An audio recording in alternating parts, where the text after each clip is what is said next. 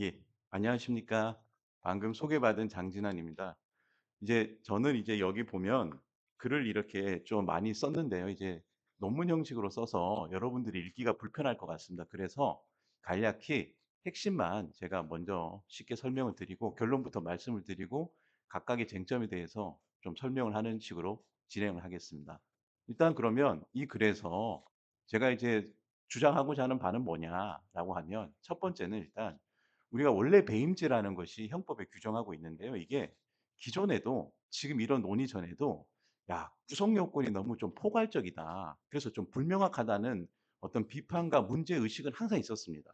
특히 이제 임무위배 행위가 뭐냐 또는 재산상 손해를 어떻게 판단할 것이냐, 타인의 사물을 처리하는 자라는 이 범위를 어떻게 규정할 것이냐 이런 거 가지고 이제 문제가 많았는데요. 문제는 이제 그런 측면에서 보면 이번에 이제 여당이나 정부 측에서 배임죄에 대해서 관심을 가지고 뭔가 이제 '개정적으로 노력을 해 보겠다.'라는 취지는 저는 되게 공감을 합니다. 이 부분은 되게 필요한 지점이었거든요. 다만 결론적으로 이제 이러한 어떤 그 관심 방향이 바로 배임죄의 어떤 민사적 제재를 통한 배임죄의 전면적 폐지나 대체로 이어져서는 소위 말해서 안 된다는 게 좀 성급하다는 것이 제 이제 결론입니다. 그럼 이제 왜 그런지를 이제 봤을 때 사실은 여러 가지 이제 이제 외국에서는 그러면 비교 배임죄를 어떻게 처벌할 것이냐 뭐 이런 문제가 있는데요.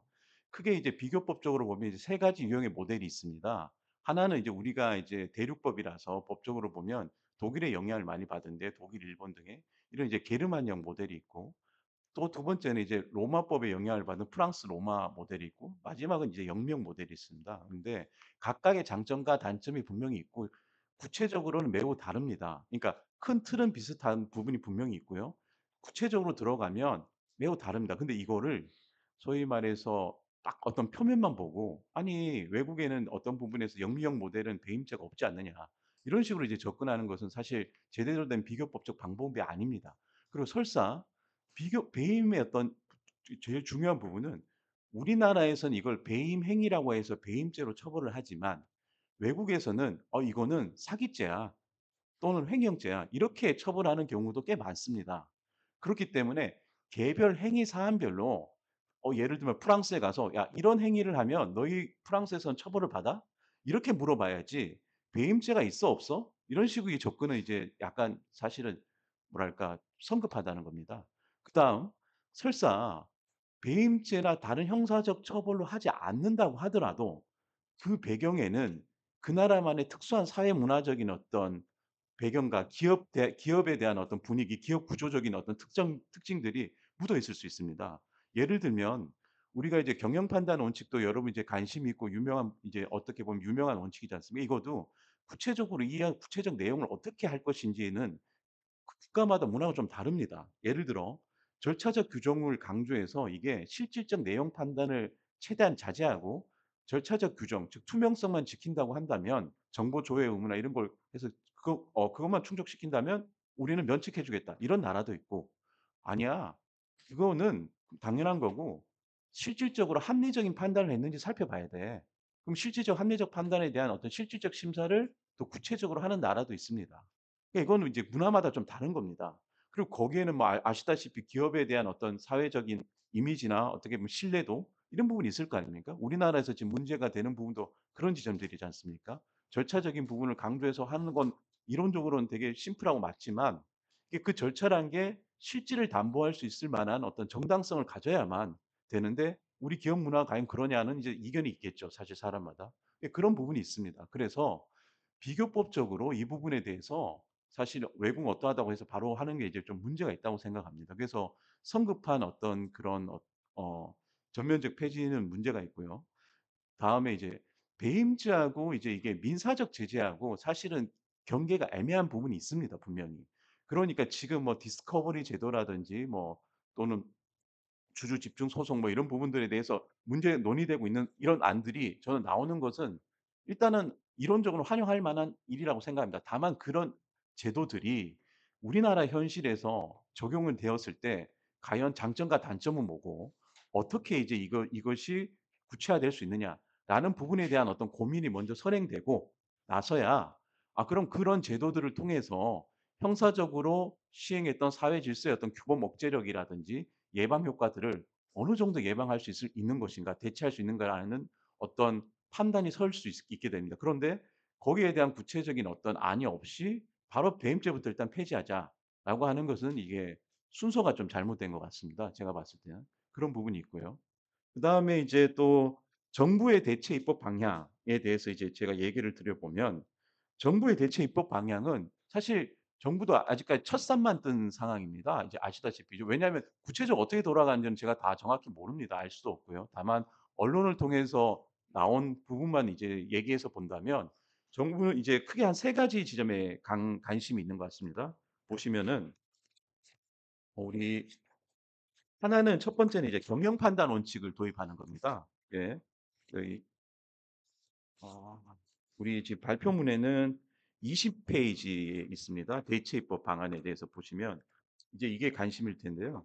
그럼 어떤 방향으로 이제 하는 것이 맞느냐라는 걸 우리가 자연스럽게 논의할 수밖에 없는데, 경영 판단 원칙을 입법화시키는 지점이 있습니다. 이거는 사실 굉장히 의미가 있고 타당한 부분이 있을 수 있습니다. 타당한 부분이 있습니다, 부분적으로. 왜냐하면 독일이나 오스트리아, 스위스 뭐 이런 우리랑 비슷한 배임죄 규정을 취하는 나라들도 경영 판단 원칙을 상법에 도입을 했습니다. 다만 지금 우리나라는 그러면 전혀 이런 게 다들 아시다시피 경영 판단 원칙을 사용하고 있지 않느냐. 판례가 이미 어느 정도 인정을 하고 있지 않습니까? 그러니까 결국은 경영 판단 원칙을 도입할 것이냐 하지 않을 것이냐가 되게 중요한 쟁점이라기보다는, 경영 판단 원칙을 도입한다고 하였을 때 구체적으로 아까 말씀드렸던 것처럼 어떤 식의 어떤 규정을 두고 어떤 판단 기준을 가지고 갈 것이냐. 이게 사실 기업가, 소위 말해서 투자자, 주주들이 다 관심을 가지고 있는 지점일 겁니다, 아마. 그래서 왜냐하면 지금 뭐 아까 말씀드렸지만 기업 부분에 대해서 좀 비판적으로 보시는 분들은 저는 잘 모르겠습니다마는, 아니 그런 어떤 단순히 절차적인 어떤 규정을 지켰다고 그걸 면책해 줄 수 있냐, 이렇게 조금 더 비판적인 입장에서 보실 거고, 기업의 또 행동의 자유나 어떤 경영 결정의 자유를 최대한 존중해야 되는 지점에서는 그런 부분 디테일한 어떤 실질적인 판단을 왜 수사기관인 뭐 검찰이 하고 법원이 하느냐. 이것만 지키면 되는 거지. 이런 이제 시각을 또 가지고 있을 겁니다. 그래서 그 구체적인 지점을 어떻게 잡느냐가 문제가 되고요. 그다음에 이제 이건 조금 이론적인 지점인데, 이 경영 판단 원칙을 만약에 도입한다고 했을 때 이 조문을 어디에 규정할 것이냐. 대부분 상법에 규정할 것이냐 아니면 형법에 규정할 것이냐라는 문제인데, 사실 이게 뭐가 문제야, 어차피 내용이 중요하면 되지라고 하지만 이게 이제 약간 이론적인 문제가 있습니다. 뭐냐면 형법은 이제 아시다시피 이제 되게 국가 제재의 강력한 수단입니다. 그렇기 때문에 이게 되게 효율적인 수단이지만 그만큼 최후 수단적으로 사용해야 되는 부분이 있습니다. 이게 이론적인 게 아니라 막 이제 칼을 휘둘러서는 안 되지 않습니까? 그러므로 이게 최후 수단적 원칙, 보충성 원칙에 따라야 되는데, 즉 무슨 말이냐면 상법상 손해배상 책임이 되지 않는 행위는 당연히 형법상에서도 배임죄의 처벌을 물을 수 없는 게 어떤 법리적인 결과입니다. 보충성 원칙에 따라서 그렇습니다. 상법상 손해배상 책임도 되지 않는데 배임이 어떻게 배임죄가 될 수 있느냐라는 이제 생각을 이제 형법 이론학자들은 하고 있습니다. 다만 더 나아가서 설사 상법상 경영 판단 원칙을 충족하지 않아서 손해배상 책임을 진다고 하더라도 이걸 바로 배임죄로 인정하는 것이 아니라 추가적인 요건이 필요하다는 게 외국에서의 어떤 선진국에서의 어떤 이론적인 분석과 판례의 태도입니다. 다만 그 구체적인 기준이 뭐냐. 즉 추가적인 기준이 필요하다는 거죠. 형법은 되게 엄격한 제재 수단이니까. 그럼 그 구체적인 수단이 뭐냐라는 걸 가지고 뭐 우리가 여러 가지 학설들이 있습니다만 여기서 다 소개할 수는 없고, 어쨌든 이런 이제 우리가 말한 임무 위반 행위가, 배임죄에서 말하는 어떤 임무 위반 행위가 재산 관리 의무와 관련된 임무 행위가 되게 중대해야 된다라는 정도로 이제 얘기를 하고 있고, 그 중대한이 무엇이다라 가지고 막 논의들이 있습니다. 그 논의가 이제 배임죄 보호법익 논의하고도 이어져서 결국 배임죄라는 것은 재산상 손해 발생을 야기하는 행위 아니냐. 그럼 재산상 손해 발생의 위험이 있는 부분이어야 된다. 그게 없으면 임무위배 행위가 될 수 없다. 뭐 이런 논의부터 여러 가지가 있습니다. 근데 이걸 이제 그런 부분에 논의가 있고요. 그래서 정리를 하면 경영 판단 원칙은 뭐 도입하는 것이 뭐 크게 문제가 되지는 않는다, 이론적으로 보면. 다만 그 구체적 내용과 어디에 규정할 것이냐가 문제되고, 그런 측면에서 외국에서는 상법에 이걸 경영 판단 원칙을 규정하고 있습니다. 형법에 바로 두었을 경우에는 경영 판단 원칙이 충족되지 않으면 바로 배임죄 처벌 이런 논리가 가능하니 그건 아니라 배임죄 어 경영 판단이 충족되지 설사 않더라도 배임죄로 처벌하는 것은 또 다른 문제다라는 사실 약간 어떻게 보면 이론적인 형법의 어떤 엄격함을 강조하는 그런 논의들이 외국에서는 있습니다. 자 그다음 두 번째 이제 법무부 이제 안 중에서 이제 보면 지금 있는 형법상 배임죄가 되게 포괄적 규정이지 않습니까? 그걸 이제 다 전면 폐지하고 "그럼 어떻게 하겠냐?"라고 했을 때 언론에 나온 것만 보면 주로 이제 행위 유형을 법무부가 이번에 나눴지 않습니까? 판례를 분석해 가지고. 저는 굉장히 의미 있다고 봅니다. 요즘에도 이제 보면 추상적인 어떤 개념이나 기준을 설정해서 구체적인 개별 행위들이 거기에 포섭되는지를 판단하는 방식이 약간 한계가 있습니다. 이게 되게 의미가 있지만 이걸 반대로 이제 탑 다운 방식이라고 해서 기존에 위에서 내려왔다면 이제 밑에서 보면 여러 가지 수많은 이제 판례들이 막 인공지능처럼 분석해서 어떤 하나의 기준을 만드는 겁니다. 그렇다면 '아 어느 행위들이 대충 처벌되는구나. 어떤 기준이 있구나.'라는 것을 좀 이제 접근할 수 있습니다. 그래서 요즘에는 이제 주로 이제 성범죄나 이런 부분에서도 여러 가지 이제 판단 요소가 뭐냐 도대체 여기서 유죄 무죄를 기르는 기준이 뭐냐 이런 식으로 사회과학적 방법을 이용해서 판결문을 다수 분석하는 방식이 이론적으로 학문 쪽에서는 굉장히 이제 의미가 있다고 판단하고 있습니다. 그런데 그 부분에서 법무부의 방식이 굉장히 의미가 있고요. 왜냐하면 자료 같은 부분도 이제 어쨌든 접근성이 용이하니까요. 그런데 이제 문제는 그런 이제 부분으로 했을 때 이제 법무부란은 그러면 폐지하고 상법이나 어떤 기업법, 경제법 이런 부분에서 기업의 어떤 행위는 이런 부분은 이렇게 처벌한다. 뭐 그게 이제 배임이라는 표현을 쓸지 안 쓸지는 모르겠습니다마는 그런 식으로 이제 가려고 하는 이제 안들이 있습니다. 그러면 이제 포괄적인 형법에서 있는 포괄적 조문은 사라지는 겁니다. 뭐 타인의 사물을 관리하는 자가 임무에 위배하여 그런 부분은 이제 사라지지만 구체적으로 문제는 그걸 이제 어떻게 규정할지는 이제 어려운 부분이 남습니다. 여기서는 문제점이 두 가지인데요. 하나는 이렇게 행위 유형별로 했을 때는 우리가 알다시피 이제 예시 규정, 열거 규정 이런 부분이 있어서 여기에 해당되지 않는 행위 그럼 새로운 배임 행위가 나오면 어떻게 대응할 거야? 라는 부분이 어렵습니다. 우리가 추상성을 가지지만 지금 이 모델을 쓰고 있는 내용은 이게 추상적이기 때문에 새로운 뭐 어떤 비트코인이나 뭐 관련된 여러 가지 행위들이 나오더라도 배임 행위들이라도 여기에 따라서 포섭시켜서 처분을 할 수가 있지만 만약에 어떻게 보면 열거만 하고 있다. 그러면 이제 문제가 되는 거죠. 그럼 이 열거를 보통 하지 않겠죠. 또는 뭐 그러면 일반적으로 마지막에 우리 뭐 김영란법이나 이런 데에서도 뭐 기타 뭐 이제 좀 일반적인 조항을 두지 않습니까? 근데 그렇게 둔다면 역시 다시 포괄성이 다시 되살아나게 됩니다, 포괄적 특징이. 그래서 이제 문제가 되는 거고요. 구체적으로 또 디테일하게 들어오면 예를 들면 뭐 부당한 기업에 예를 들어 기업 간에 어떤 자회사 간에서 뭐 일감 몰아주기라든지 아니면 뭐 부당한 기부 사익을 추구하는 기부 행위라든지 후원 행위라든지 이런 부분을 할 때 분명히 여기 법무부에도 보시면 부당한이라는 말이 들어갑니다. 그러면 그때 이제 부당한이라는 거를 조문에 법조문에 뭐 규정할 수 있겠죠. 부당한 어떤 뭐 기업의 어떤 뭐 기부 행위나 뭐 후원 행위는 처벌한다라고 만약에 한다고 칩시다. 그러면 이때 그 기준이 사실 뭐냐라는 사실 부당한의 기준이 뭐냐라는 지점이 다시 또 살아나게 됩니다. 지금 배임죄에서 문제가 되는 게 "예측 가능성이 잘 불가능하다. 자의적 판단에 이를 수 있다."라는 지점들이 다 거기서 나온 문제들이라서 여전히 그 문제는 살아 있다는 겁니다. 그래서 이 어떤 모델이 의미가 있을 수 있지만 여전히 또 한계도 있다라는 거고 그다음에 이제 반대로 두 번째 모델은 이제 아예 이제 법무부에서 말을 하는 지점은 배임 관련 특별법을 마련해서 기존 배임의 주체 행위 요건을 구체하겠다라는 방식입니다. 그러니까 이게 왜 나왔는지 사실 잘 모르겠는데 형법에 있는 조문인데 형법을 아예 없애고 특별법에서 배임과 관련된 특별법 뭐 이런 걸 하나 만들겠다는 의미로 일단은 저는 읽히는데 거기서 하겠다고 생각하면 물론 이제 형법의 배임죄, 상법상 배임죄 그다음에 다른 특가 특별법의 배임죄들을 하나의 어떤 배임죄로 합치는 의미는 있습니다만 어차피 거기서도 지금의 말한 어떤 구속 요건을 어떻게 할 것이냐라는 어떤 부분들이 여전히 남아 있기 때문에 반드시 굳이 형법상 배임죄를 없애고 형법 전에 없애고 왜 특별법으로 가느냐.지에 대해서는 참 의문이 있습니다. 기본 범죄는 사실 형법이니까요. 그런 지점이 있습니다.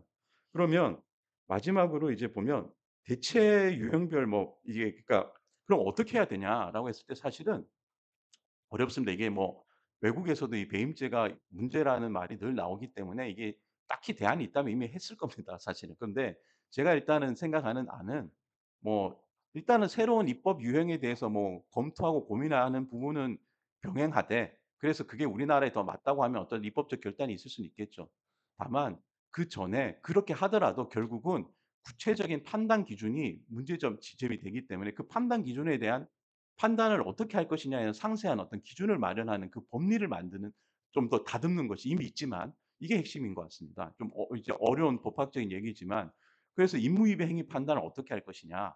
예를 들어 그다음에 재산상 손해 판단을 어떻게 할 것이냐. 이런 지점에 대해서 고민을 더 해야 되고, 구체적인 하나 예를 들어 본다면 우리가 그 여기서 말하는 뭐 기업의 기부 행위와 관련해서 우리가 판례는 세 가지 특징을 말하고 있습니다. 하나는 이제 소위 말해서 뭐 기업가의 어떤 기업 정강과 이게 맞느냐, 기업 목적에 해당하느냐. 그다음에 이제 뭐 보면은 이제 공익에 얼마나 기여하느냐. 뭐 그리고 판례 이제 조문에 대해서 규정이 있습니다. 그리고 뭐 액수가 적절하냐, 기부 액수가 뭐 이런 등을 한 목적적으로 종합하여 판단한다라고 구체적인 이런 기준들을 마련하고 있습니다. 이 정도까지라도 나오면 사실 의미가 있는데, 그 기준들도 외국의 법리나 판례를 보면 더 구체화시킵니다. 예를 들면 거기에 대해서 추가적인 구성 요건, 내부 투명성 요건도 검토를 해야 되고, 그 가운데서 그러면 어떤 요소들이 우선하느냐. 종합적 고려라는 말이 사실 너무 추상적이지 않습니까? 어쩔 수 없이 우리가 사용하지만. 그다음에 그 과정에서 우리가 1 단계 심사, 2 단계 심사 뭐 이런 것처럼 1 단계에서 가장 중요한 요소를 뭘 하고, 그리고 그게 통과됐을 때 2 단계에서는 어떤 걸 본다든지 이런 식으로 구체화시킬 수 있는 여지가 분명히 있습니다, 각 행위마다. LBO면 LBO, 기부면 기부, 그다음에 뭐 자회사 일감 몰아주기, 뭐 부당 지원 행위 뭐 여러 가지 등등 그 행위 유형의 특징을 살릴 수 있는 기준들이 나옵니다. 왜냐하면 그거는 사회적 어떤 평가하고 결부되어 있거든요. 우리 가치 판단하고. 예를 들어 우리가 기부 및 후원을 할 때 이런 걸 통해서 얻는 이익이 뭐냐. 사실 이걸 어떻게 바라볼 것이냐. 우리 뭐 ESG 경영도 지금 하고 있지만 이런 분위기가 확산되면은 이 부분에 대해서 되게 완화된 지점이, 이 가치 판단 기준이 바뀌는 거거든요. 그런 지점에서 이게 의미가 있고, 마찬가지로 재산상 손해라는 어떤 구성 요건을 판단하는 과정에서도 마찬가지입니다. 이게 이제 아까도 제가 좀 실무 있는 분하고 물어봤지만 결국 어떤 행위자가 행위를 해서 본인에게, 회사에게 손해를 끼쳤느냐라는 걸 판단하는 건데, 그 행위를 통해서 잃었던 손해가 있지만 그걸 통해서 얻었던 이익도 있다고 하면 이것을 어떻게 종합적으로 판단할 것이냐라는 문제가 되게 남습니다. 이게 손해 보전 같은 문제인데요.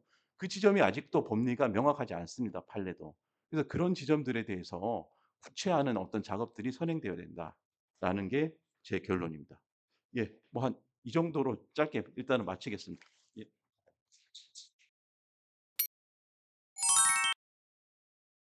네. 네, 안녕하세요. 김광중 변호사입니다. 네. 배임행위 처벌의 필요성 관련해서 이제 정부에서 발표한 것부터 저희가 한번 차례대로 뭐 간단하게 사례도 한번 보면서 얘기를 해 보겠습니다. 정부에서 이번에 발표한 그 핵심을 요약하면 이런 내용인 것 같습니다. 이 배임죄 관련된 부분만 발췌를 해본 건데요.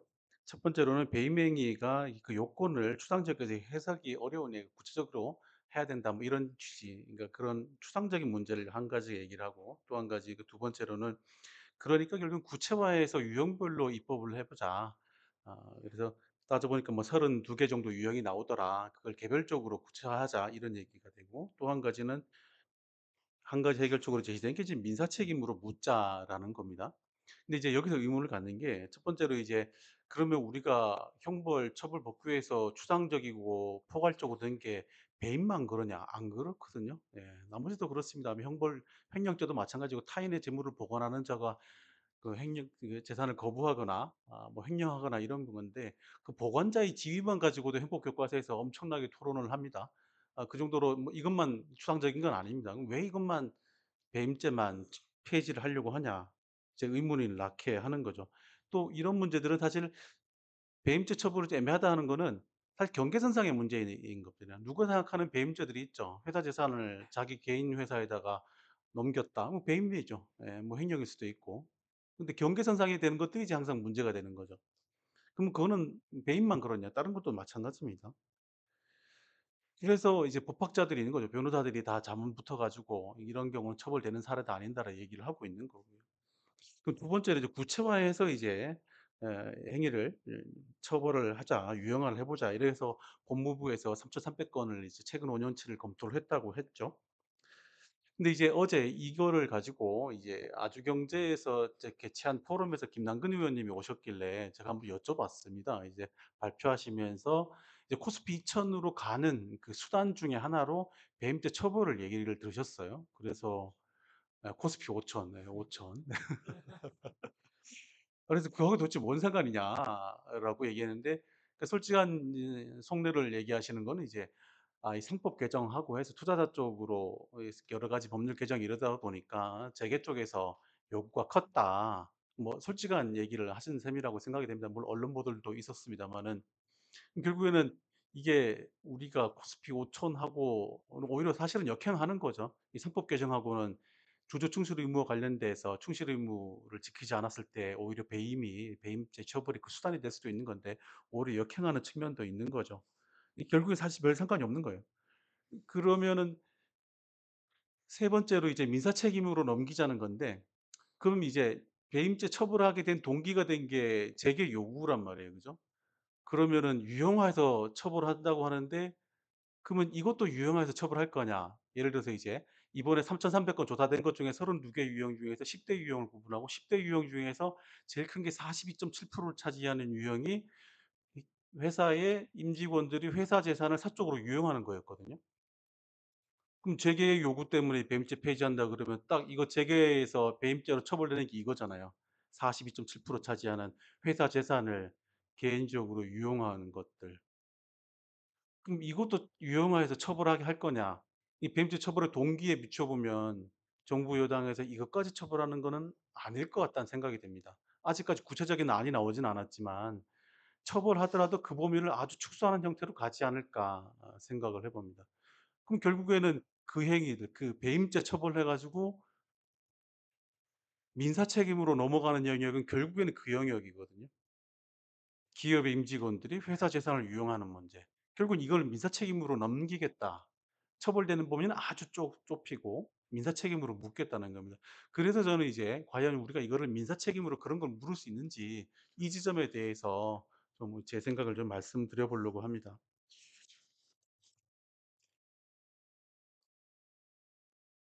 이제 이중근 회장이 이제 배임죄로 처벌이 됐습니다. 그 사유가 아들이 운영한 영화 제작업체 구체적인 사업성 검토 시 회사 돈 445억 원 대여를 하고 뭐 세금 등을 이제 회사 돈으로 납부하고 이겁니다. 이제 정부 여당의 대책에 비춰보면 이런 행위 지금 배임죄로 유죄 확정 판결까지 나왔는데 이건 민사 책임으로 묻겠다는 거거든요. 근데 이거 민사 책임으로 물을 수 있을까요? 소송 제기하면? 이게 쉽지 않습니다. 예를 들면은 야 사업성 검토 없이 회사 돈 45억 원 대여했다라는데 45억 원 대여하면서 아무런 근거 없이 대여하지는 않거든요.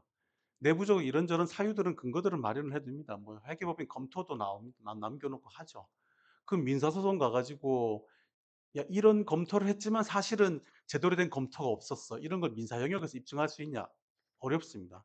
이거 형사니까 압수수색도 하고 "사실은 검토 안 한 거 아니냐." 임직원들 불러서 물어보고 이랬으니까 처벌이 가능했던 거죠. 민사소송에서 지금 제도에서 그런 거 불가능하죠.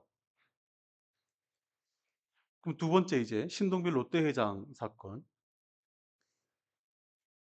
그 롯데시마는 영화관 매점 사업을 서미경 신영자가 지배하는 법인에게 헐값에 임대한 게 이제 배임 행위로 유죄 확정 판결까지 받았습니다. 그럼 이것도 지금 민사 책임으로 물을 수 있냐? 정부 여당 제도감 이거 업무상 배임으로 처벌 안 되겠죠? 배임죄로 처벌 안 되겠죠? 그럼 민사 책임 물어야 되는데, 자 여기서 헐값이라는 걸 이제 입증을 해야 되겠죠, 그죠? 민사 책임에서. 헐값 어떻게 입증합니까 이거? 이런 행위를 하려 그러면은 기업들에서는 회계법인이 검토를 하기 위해서 검토 보고서를 남겨 놓죠. 앞으로 임대 수익 얼마 나올 것 같고 비용 얼마 나올 것 같고 그러니까 이게 가치가 얼마가 있다. 그러니까 얼마에 임대한다. 이렇게 근거를 남겨 놓고 합니다. 아무런 근거 없이 하진 않죠. 그러면 그 민사 가 가지고 이거 어떻게 입증합니까? 이거 그냥 원고 청구 기각되는 겁니다, 이거. 이런 거 민사 책임 묻지 못합니다, 솔직한 심정에서. 이건 제가 능력이 부족해서가 아니라 수많은 사건들에서 그렇기 때문에 자신 있게 말씀드릴 수 있습니다. 이걸 입증할 수 있는 수단이 우리 민사소송법에서 마련되어 있지 않습니다. 그다음에 세 번째로 이재용 CJ 회장 관련해서요. 계열사 CJ 재편을 연대 보증시켜서 배임 행위로 하는 게 원래는 이제 특경범죄 가중처벌법, 특정경제범죄 가중처벌법이 있죠. 이제 이득액 5억 원, 50억 원 기준으로 해서 가중처벌하는 법령인데, 원래는 이제 1 심, 2 심에서는 특경법이 5억 이상이라 해서 그거 처벌이 됐다가 대법원에 가서 "야, 이득액이 5억 이상인지 모르겠다." 그래서 파기하고 이제 파기환송심 가서 그냥 일반 형법상의 업무상 배임죄로 처벌이 됐거든요.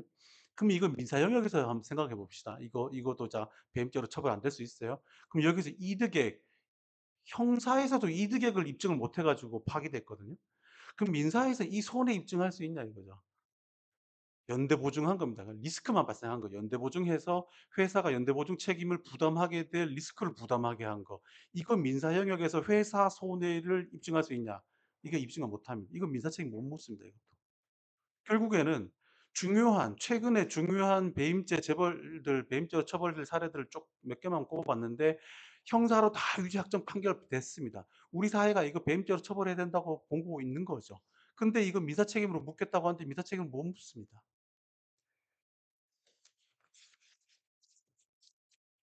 지금 배임죄로 처벌되고 있는 게 뭡니까? 제가 여기 띄워 놓은 거는 경영 판단의 원칙인데요. 경영자가 개인적 이익을 취할 의도 없이 자기가 열심히 정보 수집해 가지고 회사에 이익이 될 거라고 생각했는데 결국에는 회사에 손해가 끼친 거. 이런 거는 처벌하지 않는다라는 게 경영 판단의 원칙인 거죠. 그래서 우리나라에서 배임죄로 처벌되는 거는 이런 경영 판단 원칙에 적용에도 불구하고 처벌해야 되는 것들.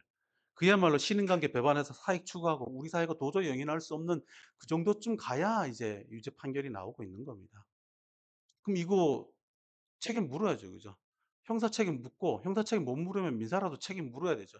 형사 책임 물을 거 민사 책임으로 영역 넘길 거면 민사 책임에 그만큼의 제도상의 변화가 뒤따라야 되는 겁니다. 게다가 우리 법원이 계속 이런 배임죄, 이게 아까 여기 박사님 말씀하셨던 것처럼 뭐 일부 추상적인 면이 있죠. 그래서 대법원 판례를 통해서 계속 끊임없이 그 범위가 축소가 되어 왔습니다. 제일 대표적으로 예를 들면은 이제 동산 이중 매매, 부동산 이중 매매와 동산 이중 매매가 있는데 옛날엔 둘 다 배임죄로 처벌됐다가 동산 이중 매매는 몇 해 전부터 이건 배임 행위다 아니다라고 해서 처벌이 되지 않고 있습니다. 그 사례를 비롯해서 우리 법원에서는 계속 배임죄로 처벌되는 영역을 좁히고 있고 그 수단이 그 임무상 위배 이런 요건들을 엄격하게 해석을 해서 그렇습니다. 그래서 지금은 진짜 배임죄로 처벌되는 거는 그야말로 엑기스만 남아 있는 셈인 겁니다. 그래서 그럼 이제 민사 책임으로 물을 수 있는지 그걸 쪼끔 더 들어가서 설명을 해 드려 보겠습니다. 이번에 정부에서 발표한 판례 중간 분석 결과 보면은 5년 동안에 최근 5년 동안 배임죄 1심 형사 판결 3,300 건이 나왔습니다. 결국에 검찰이 배임행위로 처벌이 필요하다고 본 게 1년 평균이 한 660건 정도가 되는 겁니다. 우리나라 무죄율이요. 그러니까 유죄 검찰이 기소해서 유죄 판결 나오는 비율이 일반 전체 범죄 다 따지면 99%쯤 됩니다. 그중에서 배임죄 관련해서 유죄 판결이 나오는 것도 93% 94%쯤 됩니다. 무죄 나오는 거는 한 6% 밖에 안 됩니다, 우리나라에서. 그러니까 검찰이 이쯤 돼서 이제 이거 배임죄로 처벌하는 게 필요하다고 생각되는 것들, 기소한 것들은 거의 다 배임 행위로 인정이 됐다는 얘기입니다. 93% 94%가. 이렇게 이제 배임 행위가 그럼 이거 제도 바꾸면 이거 민사로 책임 물을 수 있어야 되죠. 그죠?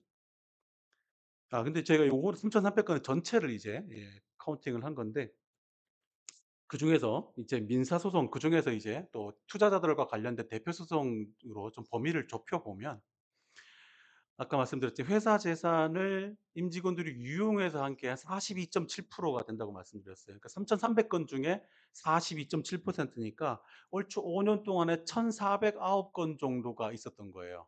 회사 재산을 유용하는 에서 대표 소송의 대상이 될 수도 있는 그런 배임 행위가 1,409 건이 5년 동안에 있었던 거고 이걸 1년 평균으로 따지면 281 건이 됩니다.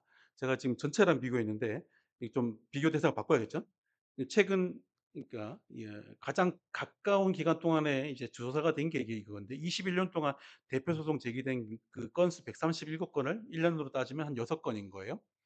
그러면은 아까 말씀드렸던 그 최근 5년 동안에 법무부 조사한 배임 행위 처벌된 것 중에서 대표 소송으로 제기될 수 있는 사안 건수는 281 건인 거예요. 281 건. 281 건대 6 건인 겁니다. 281 건대 6 건.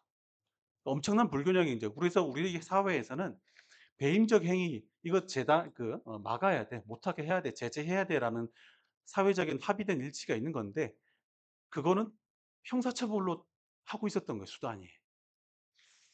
거기에 대한 민사 책임 묻는 거는 6 건밖에 없었던 셈인 겁니다. 그럼 우리가 민사 책임을 묻지 못하는 이유가 뭐냐? 첫 번째 민사 책임은 이제 회사가 여기 회사가 손해를 입은 거니까 회사가 책임을 물어야 되거든요. 그럼 회사가 책임을 물을 것을 기대할 수 있냐? 이게 아까 부영 사례 같은 부영을 보면은 뭐 비상장 회사니까 그렇습니다마는 이중근 회장하고 그 관계인의 지분이 100% 예요. 뭐 당연히 임원들 다 이중근 회장과 그 측근들 지인들이겠죠. 여기서 이 회사가 이중근 회장의 책임을 묻지 않겠죠. 그럼 이렇게 생각할 수 있습니다. 아니 뭐 어차피 회장이랑 그 지인들 다 100% 가지고 있는 회사면은 배임행위 책임 안 물어도 되는 거 아니에요? 이런 의문을 가질 수 있는데 여기 주주만 있는 게 아니잖아요, 이해관계자가. 근로자도 있고 그죠? 거래한 사람들 채권자들도 있고. 우리나라 정말 거대 기업이잖아요. 수많은 이해관계를 맺고 있는데 그 사람들도 그 회사 재산을 보고 거래를 하는 거잖아요. 그죠? 그럼 그 회사 재산을 유용해서 감소시키는 행위들은 당연히 주주에만 연관이 된 게 아니라 다른 이해관계진도 연관이 있는 겁니다. 그렇기 때문에 이런 100%인 회사 형사처벌만 가능했죠. 민사 책임은 사실상 불가능하고 누가 묻겠습니까 여기는. 지분이 100%인데. 그럼 채권자가 나서서 소송을 제기할 수 있냐? 우리나라에서 그런 소송은 사실상 없습니다. 그건 무자력이나 돼야 채권자 대위 소송 뭐 이런 거나 가능한 거지. 이런 회사에 손해 끼쳤다고 그 손해배상하라고 하는 이런 소송은 우리나라의 제도상에 없습니다. 그럼 이사회가 소송 제기할 거냐? 그것도 아니죠. 그럼 나머지 비상장 그러니까 상장 회사들 지분율 좀 적은 데는 어떠냐?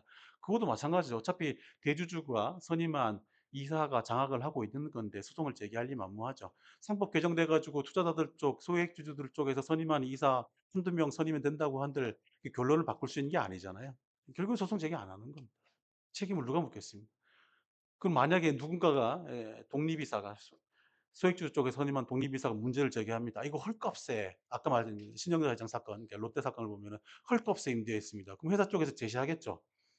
"아 이렇게 회계법인 검토했으니까 적정하다고 봤습니다." 그러면 그 독립이사가 "그건 헐값입니다."라고 "소송 제기해야 됩니다."라고 얘기를 할 때 그게 과연 설득력 있게 받아들여 이사회 통과가 될까? 불가능하죠. 안 됩니다 이거. 이거 제가 지난주에 따끈따끈하게 받은 대표 소송 판결인데요. 마침 이번 세미나를 앞두고 지난주에 판결이 나와서 그 판결 주문만 좀 소개를 해 봤는데 제가 한 뭐 200억 정도 임원들이 배상하라는 청구를 했는데 이제 손해배상이 9억 배상하라고 판결이 나온 거예요. 뭐 일부는 "인과관계 없다." 뭐 일부는 "손해라고 보기 어렵다." 뭐 이렇게 해서 이제 그렇게 나와서 마지막에 보면 이제 소송 비용을 90%를 원고들이 부담을 해야 되는 거예요, 소송 비용을. 야 이런 소송 비용 부담하면서 어느 투자자가 소송을 제기하겠습니까? 그죠? 소송을 제기할 수 있는 소액주들은 극히 일부에 불과합니다. 그러니까 행동주의 펀드 정도나 돼야 여러 가지 인적 물적 조직이 있으니까 가능한 거지 일반 소액주주들은 그럼 행동주의 펀드에 관심을 못 가지는 삼성전자 같은 대기업들 거긴 너무 커서 안 되죠 이제. 코스닥의 작은 회사들은 너무 작기 때문에 못 해요 또 그런 데들은. 그럼 그런 데들은 일반 소액주들이 나서 가지고 대표 소송 제기합니까? 소송 제기해 가지고 지면 자기가 소송 비용 부담해야 남의 상대방 소송 비용까지 부담을 해야 되는데 자기 거는 물론이고. 이 소송 제기할 리가 없죠. 그럼 지분 비율도 보면은 상장 회사가 면 0.01% 소액주주가 할 수 있습니다. 그죠? 6 개월 이상 보유하면 되시는데. 근데 삼성전자 같은 데 따져 보면 아까 행동주의 펀드 여기 하기 어렵잖아요. 너무 크니까. 몇십조 원 있어야 되니까 안 되니까. 소액주주가 나서서 해야 되는 0.01%만 해도 658억 658억 원치 주식 가지고 있는 개인들이 모여 가지고 소송을 할 거냐. 하겠죠. 네. 또 하더라도 여기 주문 보시면은 주식회사 누구누구에게 회사죠. 해당 회사입니다. 회사 손해 입은 회사에게 피고 누구누구는 공동하여 얼마를 배상하라. 그러니까 임원들이 회사에 배상하는 거예요. 주주한테 소송을 배상을 하는 게 아니라. 그러니까 회사에 배상하게 하는 거를 주주가 개인 돈 들여 가지고 소송하겠냐 이거죠. 그러니까 이 케이스는 워낙 문제가 있는 회사여 가지고 소액주주들이 너무 붕괴해서 이 소송까지 갔으면 정말 순수한 개인들이 모여서 한 소송인데요. 그렇게까지 갔습니다만 현실적으로는 기대하기 어려운 겁니다, 민사소송 제기하기가. 정부 여당에서 민사소송으로 책임 물으라는데 민사소송 제기할 만한 여건을 만들어 주고 나서 해야 될 거 아니에요. 이거 소송 누가 제기합니까? 그다음에 입증을 민사소송에서는 원고들이 입증해야 된단 말이에요. 그러니까 우리나라에서 소송에서는 뭐 영화에서 보듯이 그런 거 없습니다. 그냥 문서로 다 입증해야 되죠. 입증하는 방법은 자기가 가지고 있는 문서를 내거나 누군가 상대방 혹은 누군가 가지고 있는 문서를 내라고 요구하는 방식인 거예요. 결국에 수익주주가 회사 내부에서 일어난 일 어떻게 증거를 가지고 있겠습니까? 결국에 회사한테 자료 내놓으라고 요구를 해야 되잖아요. 그죠? 그럼 문서제출 명령이라는 걸 신청하는데, 이건 문서제출 명령을 신청해서 법원이 문서제출 명령을 하려면 그 소송 제기한 원고가 "회사가 이 문서 가지고 있어요."라고 입증을 해야 되는 거예요. 아까 영화 임대사 헐값 임대한 거, "이 헐값 임대한 거 회의록 내놔 봐 주세요."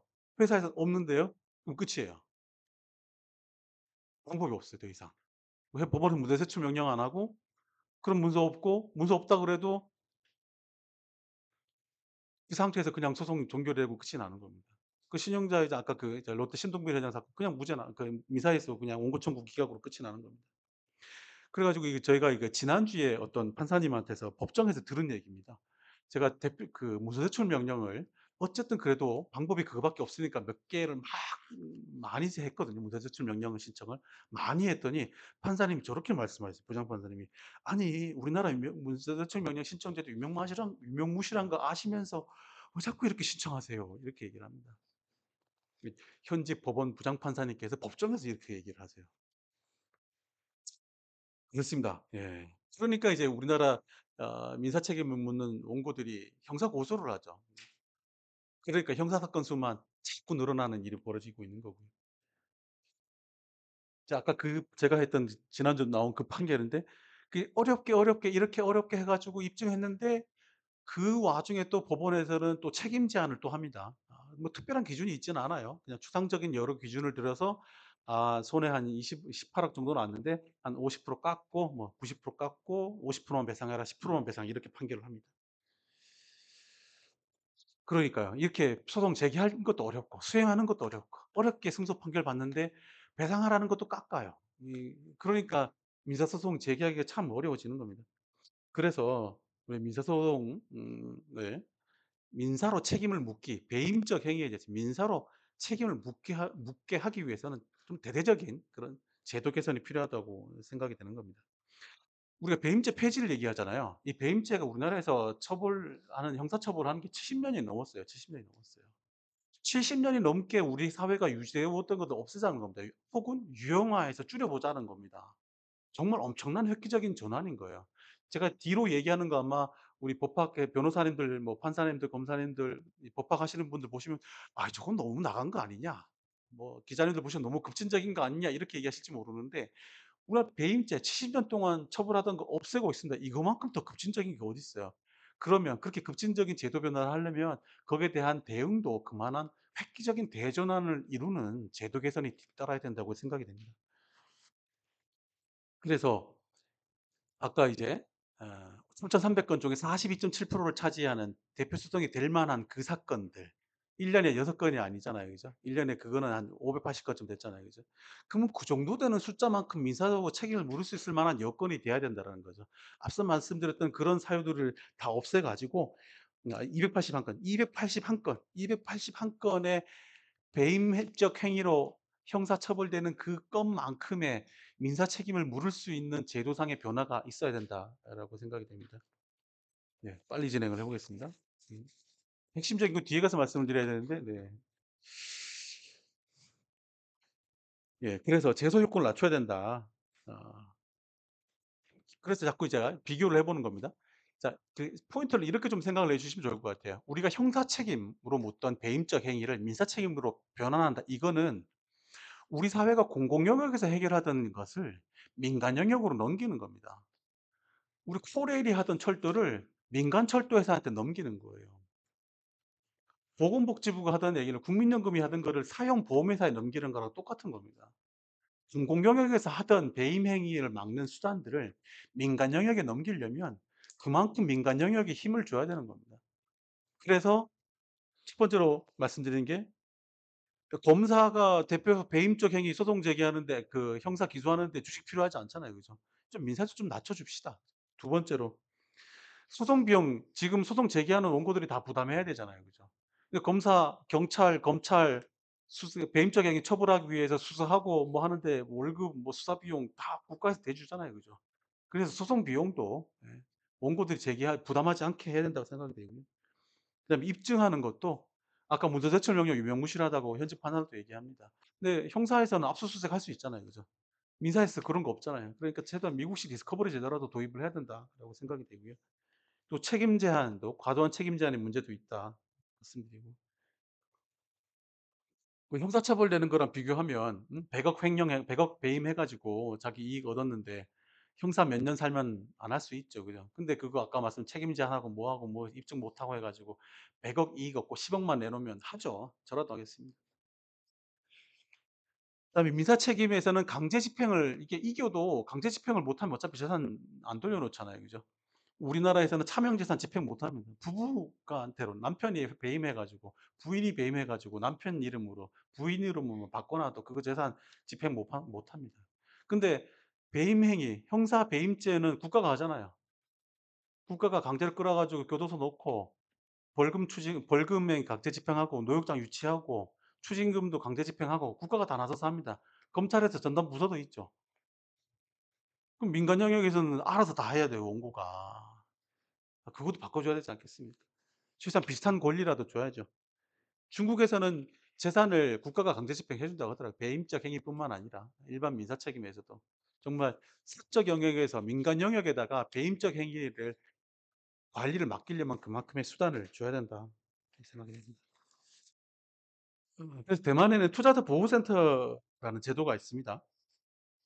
뒤에서 쪼끔 더 설명을 드릴 텐데 그래서 집단 소송, 단체 소송 제기에서 한 80억 8건의 승소 판결을 받고 대표 소송 제기에서도 32건 승소 판결 받고 해임 소송, 임원 해임 소송에서 48건 뭐 승소 판결 받았다고 합니다. 이 제도가 어떻게 생겼는지 보면은 2003 년도에 투자자 보호법 제정으로 이제 투자자 보호센터가 이제 설립이 됐습니다. 근데 이게 우리나라에는 생소한 제도처럼 보이지만 사실은 그렇지 않습니다. 우리나라도 비슷한 게 있습니다. 법률 구조공단이 비슷한 셈이죠. 공적 영역에서 비용을 들여 가지고 공단이나 어떤 단체를 만들어서 소송을 맡기게 하죠. 정부 공무공단도 어떻게 보면 쪼끔 비슷합니다. 그거를 두 개를 합쳐 가지고 투자자 쪽 소송을 담당하게 하면 이거랑 쪼금 비슷한 게 되는 겁니다.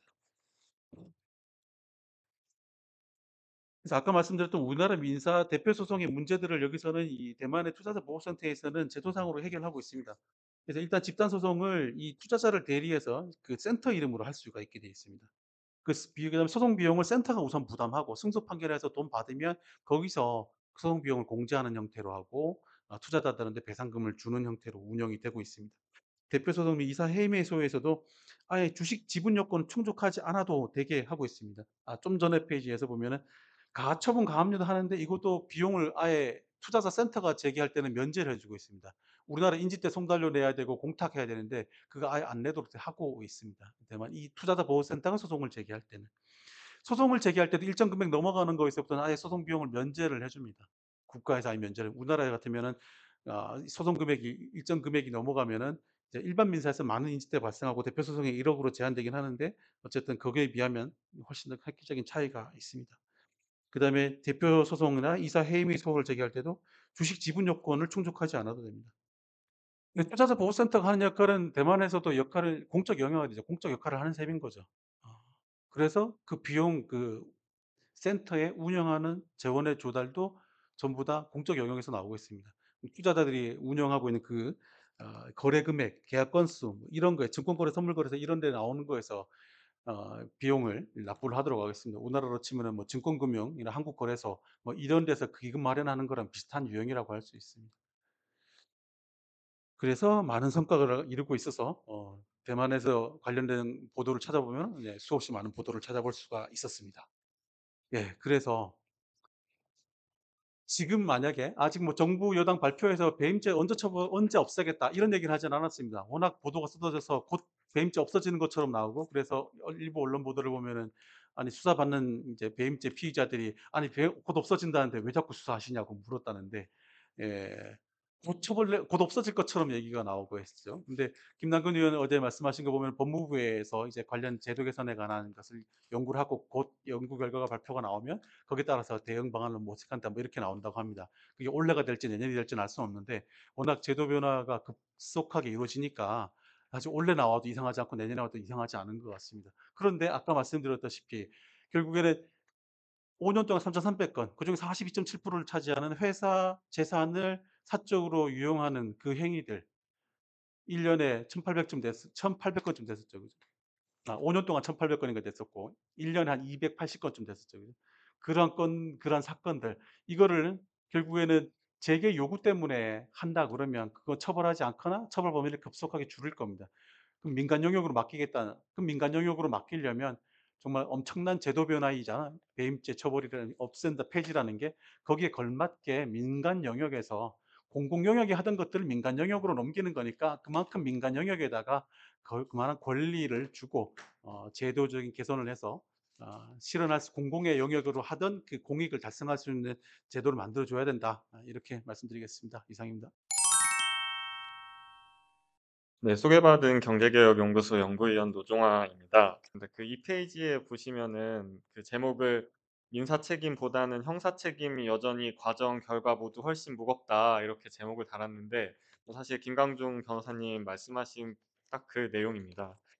그래서 뭐 아까 뭐 "이사회에 전혀 뭐 소수주주가 그 선임한 사람들이 없는데 어떻게 그 통제가 되느냐." 그 말도 전적으로 맞고, 또 그거를 또 이렇게 사후적으로 손해 보전을 하는 측면에서 생각해 보면 그래도 한 명이라도 들어가서 뭔가 다른 목소리를 내고 다른 의견을 내고 한 과정들이 있어야 좀 뭔가라도 입증을 할 수 있는 여지가 생기는 거잖아요. 근데 그런 게 전혀 없고, 지금은 뭔가 그래도 지난 상법 개정으로 사회이사나 감사위원 1명 이상을 선임할 수 있도록 쪼끔은 더 법이 개정됐다고 하지만, 뭐 너무 잘 아시겠지만 1명 선임하는 게 그렇게 절대 뭐 거의 기적에 가까운 일이지 않습니까, 여전히. 그래서 뭐 그런 절차적 통제가 전혀 되고 있지 않다라는 말씀 강조드리고 싶고, 참 김남근 의원님이 그 재계를 살짝 그래도 이제 그 상법 개정이 굉장히 됐으니 뭐 배임죄 폐지 같은 요구도 쪼끔 이렇게 받아줘야 된다는 취지로 아마도 정부 여당의 생각을 누구나 다 그렇게 이해하고 있는 것 같습니다.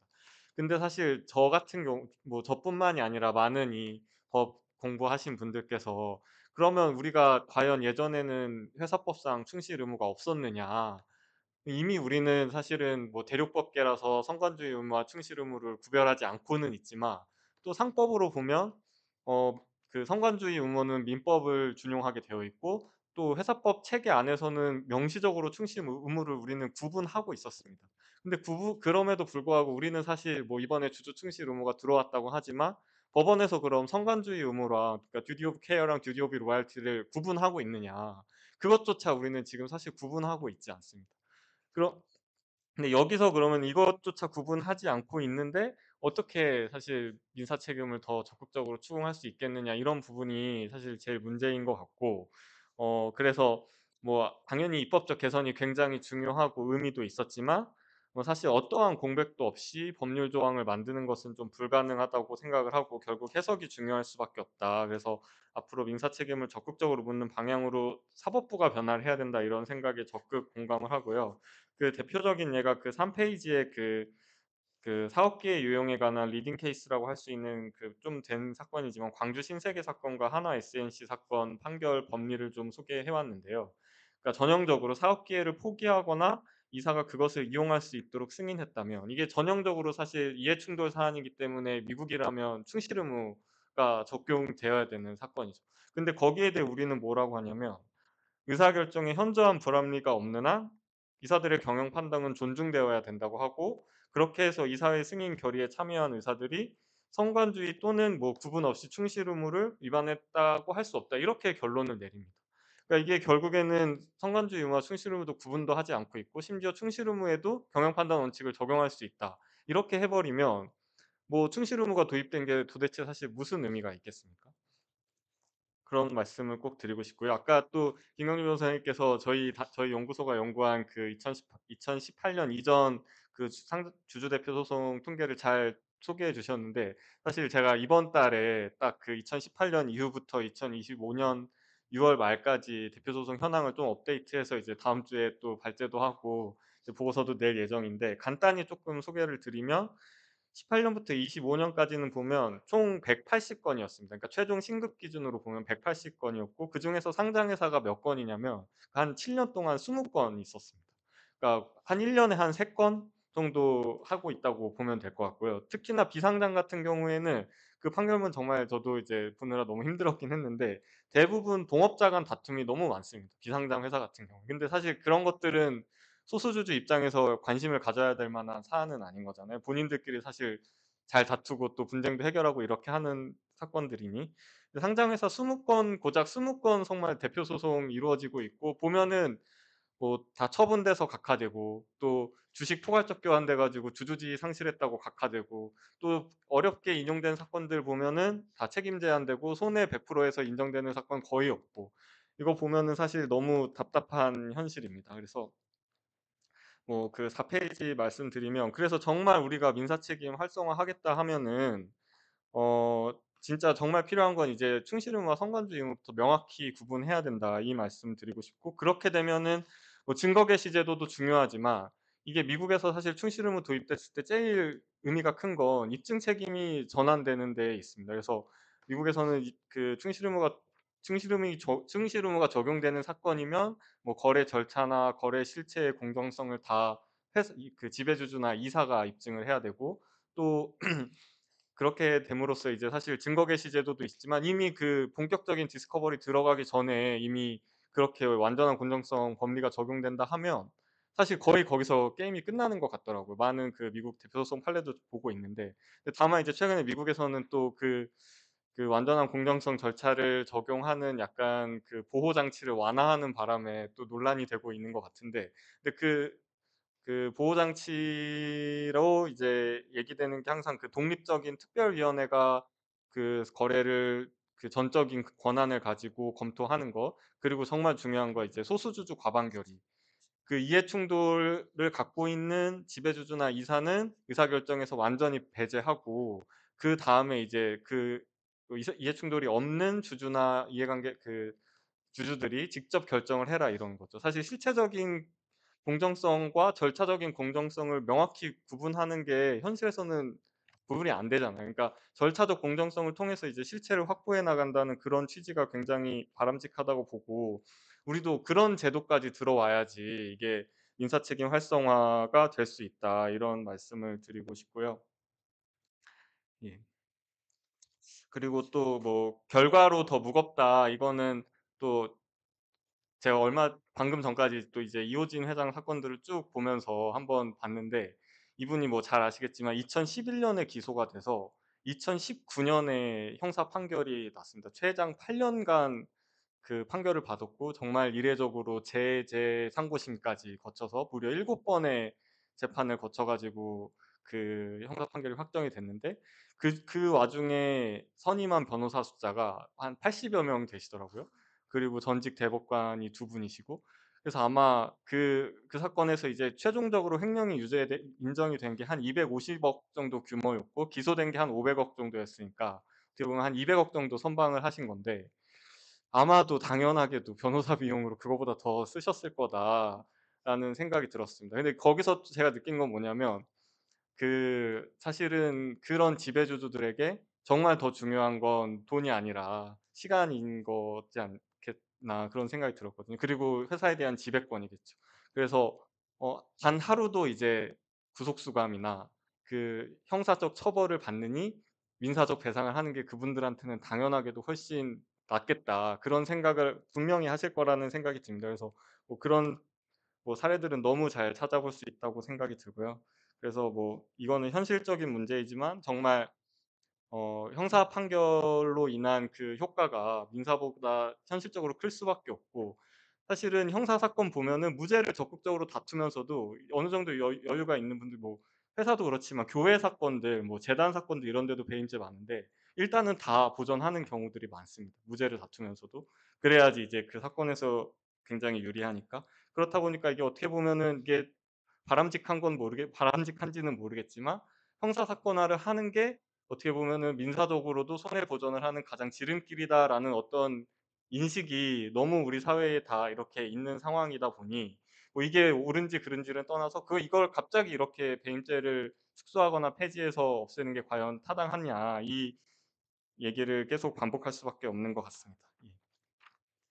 그리고 다음으로 이제 그 배임죄 자체에 대해서 또 약간 지적하고 싶은 거는 우리는 사실 뭐 배임이 이론적으로 보면은 배신 행위를 처벌한다고 하지만 이게 또 재산 범죄 유형으로 모두가 다 당연하게 인식을 하고 있잖아요. 이게 어떤 의미냐면 횡령이나 뭐 사기나 이런 것들이 특별 적용되지 않는 다른 어떤 일반적인 경우에는 이걸로 처벌 못했을 때 배임으로 처벌하게 되는 거죠. 그런 사례를 제가 5페이지에 한 3가지 정도 들었는데, 예를 들어서 정말 직원이 아닌 사람을, 그러니까 뭐 실제 존재하지 않는 사람을 직원으로 만들어서 그 사람한테 급여 주는 것처럼 해서 본인의 비자금을 형성했다. 그러면 횡령이 되죠. 근데 실제 직원을 두고 마치 이 사람한테는 뭐 이 사람한테 지급할 급여의 2배를 주었다거나 이런 식으로 해 가지고 뭐 급여를 과다 지급한다거나, 이게 아마도 그 부영 이중근 매제 사건 같은 경우에는, 이런 경우에는 이거를 재물을 이렇게 횡령했다고 보기는 또 어려울 수 있으니 배임으로 처벌하고,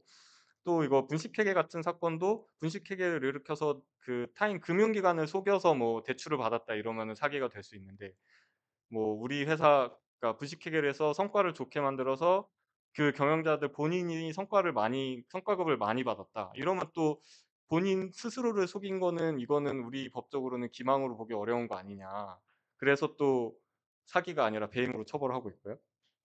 또 뭐 그 재물이라는 범위를 굉장히 이제 사실 시대에 안 맞게 해석을 해서 물리적인 게 있어야 되고 물질적인 게 있어야지 그게 재물이다라고 해서, 그렇지 않은 뭐 전자적인 채권이나 이런 것들은 또 횡령이 될 수 없다, 이런 취지의 법리도 있고요. 또 여기는 안 적었는데, 또 최근에 많이 문제되는 게 이제 영업비밀 같은 사건들도 부정경쟁방지법상의 그 영업비밀 수준에 해당하지 않으면 이제 그 법으로는 처벌 못 하니까, 이제 그렇게 해서 그것도 일종의 회사를 배신하는 행위다 해서 업무상 배임으로 처벌하고 있습니다. 그러니까 이렇게 어떻게 보면 이게 우리의 특수한 문화라고 할 수 있는데, 배임죄가 이런 화이트 칼라 범죄의 공백을 보완하고 있는 역할을 하고 있기 때문에 역시나 그 존재 필요성이 수긍이 된다, 이런 말씀을 드리고 싶고요. 그래서 뭐 그러면 이제 지금 사실 논의하는 걸 보면, 그러면은 이런 공백은 발생하지 않게끔 다른 대체 입법을 하겠다, 이런 걸로도 이해가 되는데, 사실 이렇게 생각할 수밖에 없는 것 같습니다. 그렇게 계속 공백을 메우고 다른 법으로 처벌한다면, 그러니까 다른 죄명으로 처벌한다는 걸로 읽히는데, 그럼 뭐 죄명만 달라지는 것이지 굳이 이거를 바꿀 이유가 무엇인가, 이렇게 뭐 약간 생각을 할 수밖에 없고요.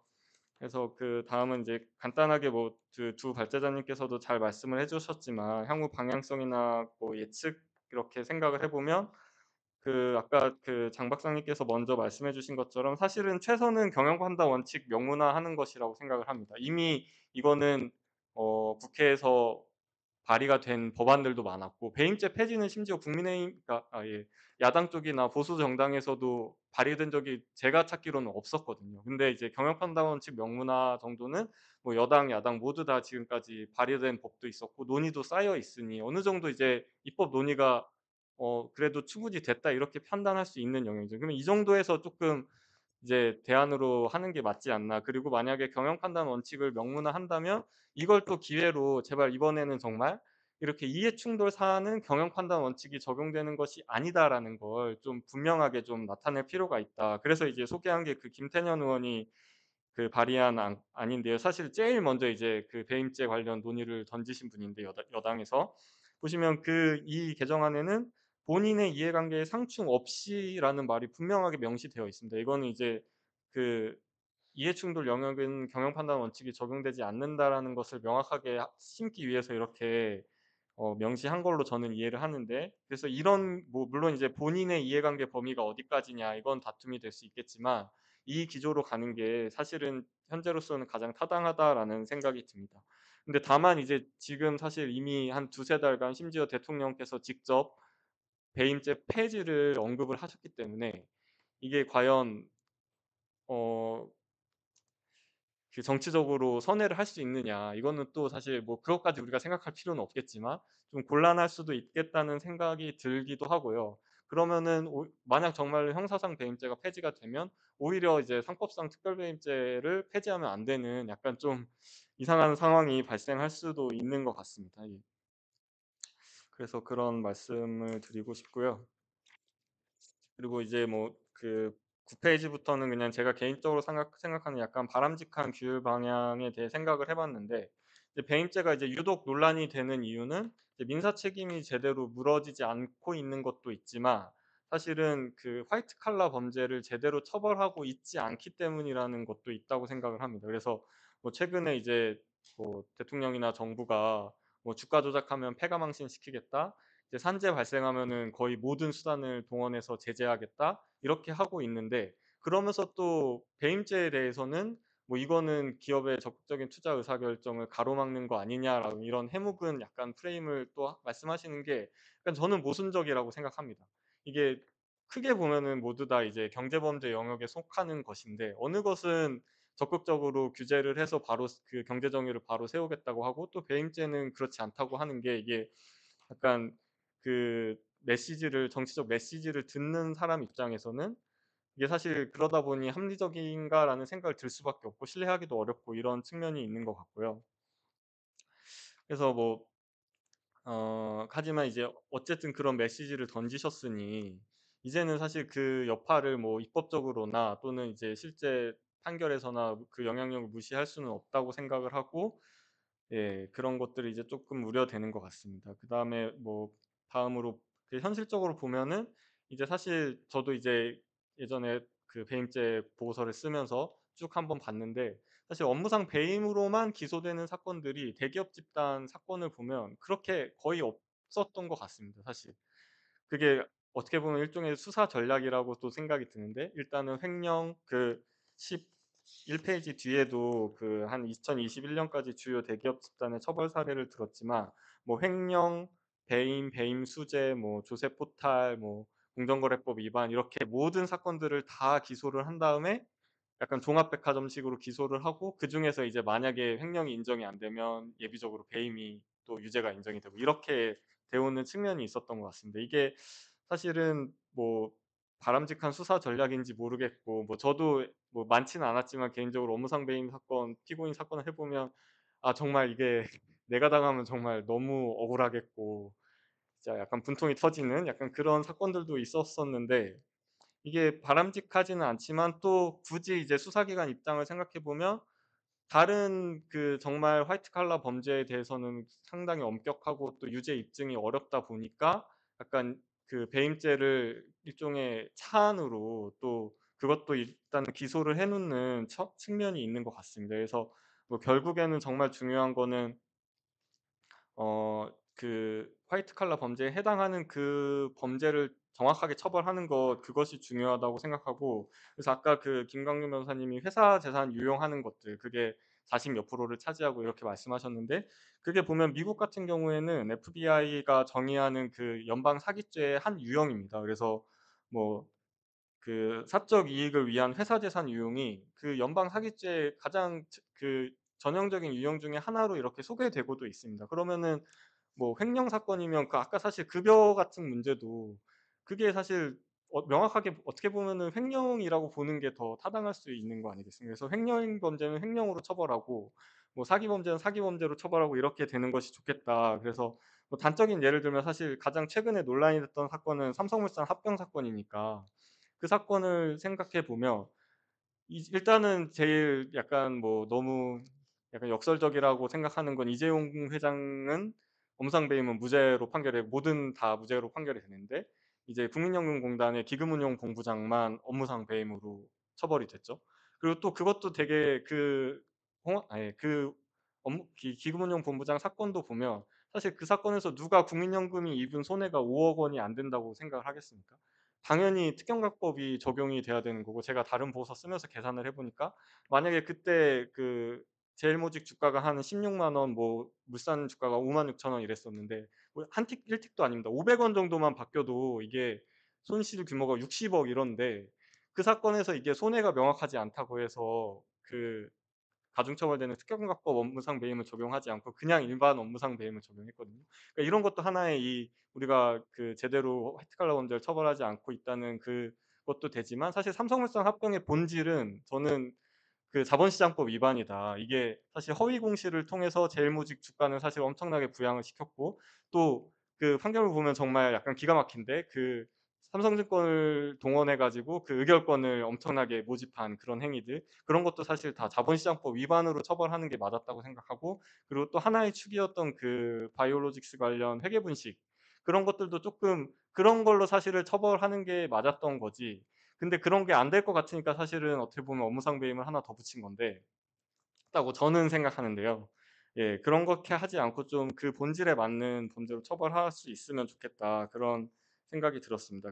그렇게 되면은 정말 좀 자연스럽게 이 배임죄가 기능하는 영역이 줄지 않을까라는 생각이 들고 또 마지막으로 하나만 더 말씀드리면 이 형량 문제도 말씀드려야 될 것 같습니다.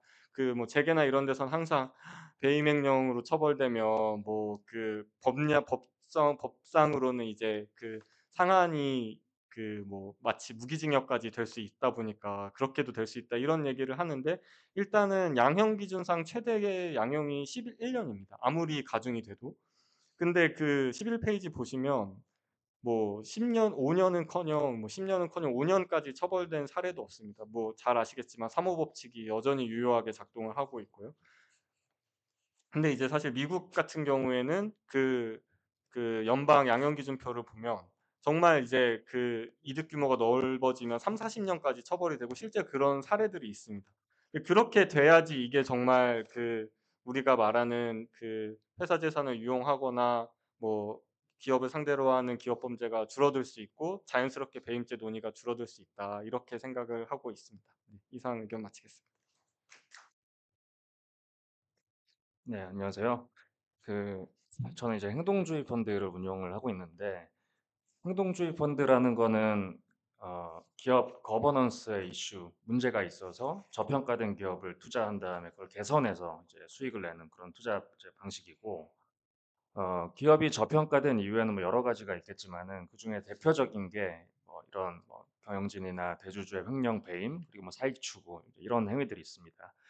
근데 이제 이런 거를 결국에는 행동주의 펀드가 어떤 방식을 통해서 사전에 예방을 하고 막거나 아니면은 이미 벌어진 일은 각종 수단과 방법을 통해서 복구시키는 일을 이제 함으로써 기업 가치를 높이는 것인데 가장 대표적으로 이런 잘못된 경영진이나 대주주의 잘못된 행위를 막는 그런 수단이 사실은 뭐 내부 통제겠죠. 내부에서 알아서 이런 것들이 잘 통제가 돼서 불법 행위들을 막는 게 제일 좋은 모습일 텐데 그런 역할을 할 수 있는 대표적인 그 주식회사 회사의 기구가 감사나 감사위원입니다. 그래서 우리나라 상장사들은 규모가 좀 작은 기업은 상근 감사 제도를 두게 돼 있고 그다음에 규모가 좀 큰 기업은 감사위원회를 두게 돼 있는데 그러니까 이들의 본연의 역할은 대주주나 경영진의 그런 불법 행위나 그런 것들을 견제하는 겁니다. 막고. 근데 사실상 그렇게 전혀 이루어지지 못하고 있죠. 왜냐하면 대주주가 이들을 이제 임명하고 선임하기 때문입니다. 그래서 예를 들어서 저희가 행동주의 투자를 통해서 이제 지분을 사서 캠페인을 했던 대표적인 회사가 남양유업, 잘 아시는 남양유업이라는 회사가 있습니다. 이 회사의 그 대주주였던 홍원식 전 회장은 지금 현재 200억 원대 횡령 배임 혐의로 이제 재판을 받고 있거든요. 그래서 재판을 받고 있는데 그 방식, 그러니까 횡령 배임을 했던 방식을 보면 굉장히 이게 도대체 요즘 세상에 가능한 일인지 좀 충격적일 정도로 이제 각종 다양한 방법을 통해서 회사 돈을 횡령 배임했는데 뭐 대표적으로 납품업체한테 리베이트를 받는 방법이 있고 그다음에 그 어떤 그 도관 회사를 친인척이 운영하는 회사를 끼워 넣어서 통행세를 받는 뭐 이런 것들도 했었고 그다음에 이런 행위를 견제해야 될 감사 자리에 본인 회사에 납품하던 납품업체의 사장을 감사에 앉혔습니다. 그 이유는 원래는 납품업체한테 그 리베이트를 받고 있었는데 뭐 어떤 이유로 이제 리베이트를 더 이상 받기가 좀 힘들어졌어요. 그래서 이 사람을 대신 감사 자리에 앉히고 급여를 그 정도 사이즈의 규모의 기업의 감사가 받는 급여보다 몇 배 이상 급여를 올려서 급여를 엄청 많이 준 다음에 그거를 다 뒤로 이렇게 현금으로 다시 돌려받는 그런 방식의 이제 횡령 배임을 했거든요. 이거 이제 뭐 언론에도 보도됐고 뭐 이런 검찰 뭐 그런 자료를 보면 정말 그냥 원시적으로 검사 급여 받으면 그거를 종이봉투에 현금화해서 넣어서 뭐 호텔 중구에 있는 뭐 호텔 화장실에서 받는 뭐 이런 방식으로 돌려받았다고 해요. 그러니까 요즘 같은 이 세상에도 이런 일들이 벌어지고 있고, 그래서 회사 내부적인 내부 통제가 사실 대부분의 기업들에서 잘 이루어지지 않고 있습니다. 왜냐하면 뭐 대주주가 선임한 사람들이 그런 역할을 하고 있기 때문에요. 어 근데 이제 어쨌거나 저희가 행동주의를 통해서 감사를 주주 제안을 통해서 새로운 감사를 선임하고, 그다음에 경영권이 사모펀드로 바뀐 다음에 이제 이런 것들을 다 이제 문제점을 파악을 해서 뭐 민사적 그리고 형사적인 그런 법적 절차를 진행하고 있고, 그 결과 지금 뭐 재판을 받고 있는 겁니다. 어 근데 이게 결국에는 그래서 대주주가 선임하는 감사나 감사위원이 아닌 저희 같은 뭐 펀드든 소액주주든 주주가 주주 제안을 통해서 선임하는 외부에서 들어간 감사나 감사위원이 굉장히 중요한 역할을 할 수 있는데 어렵습니다, 굉장히. 첫 번째로는 선임시키는 것 자체가 어려워요. 이게 표대결을 해서 선임시켜야 되는데 뭐 아무리 3%를 있고 하더라도 회사는 회사의 리소스를 써 가지고 뭐 수많은 그런 의결권 수거 업체를 뭐 수억을 주고 고용해서 그냥 뭐 집집마다 다니면서 의결권을 받아갈 수 있고 굉장히 어렵습니다. 그래서 뭐 우리나라의 감사나 감사위원을 주주 제안을 통해서 선임했던 케이스 자체가 많지 않습니다. 뭐 저희가 했던 남양유업이나 뭐 사조 오양 같은 회사가 있고, 그리고 또 얼라인 파트너스가 했던 SM 엔터테인먼트, 뭐 이런 몇 개 안 되는 사례밖에 없어요. 특히 또 이제 좀 큰 기업은 감사위원회 제도를 두고 있는데 이거는 여러 명의 감사위원으로 구성이 되어 있습니다. 그래서 주주 제안을 통해서 아무리 한 명의 감사위원을 넣어도 그냥 원 오브 댐이거든요. 그러니까 뭐 3명, 4명, 5명의 감사위원 중에 한 명일 뿐이라서 뭐 아무런 실질적인 어떤 의결이나 힘을 발휘하기가 힘듭니다. 그래서 이런 구조가 이제, 그러니까 첫 번째 제일 중요한 내부에서 해결하는 방어 예방하고 해결하는 방법은 사실상 현실적으로 굉장히 어렵다는 말씀을 드리고 싶은 거고, 그럼 두 번째로는 이제 법적으로 이거를 해결하는 방법이 있는데 민사적으로, 그러니까 대표적인 게 주주 대표 소송이죠.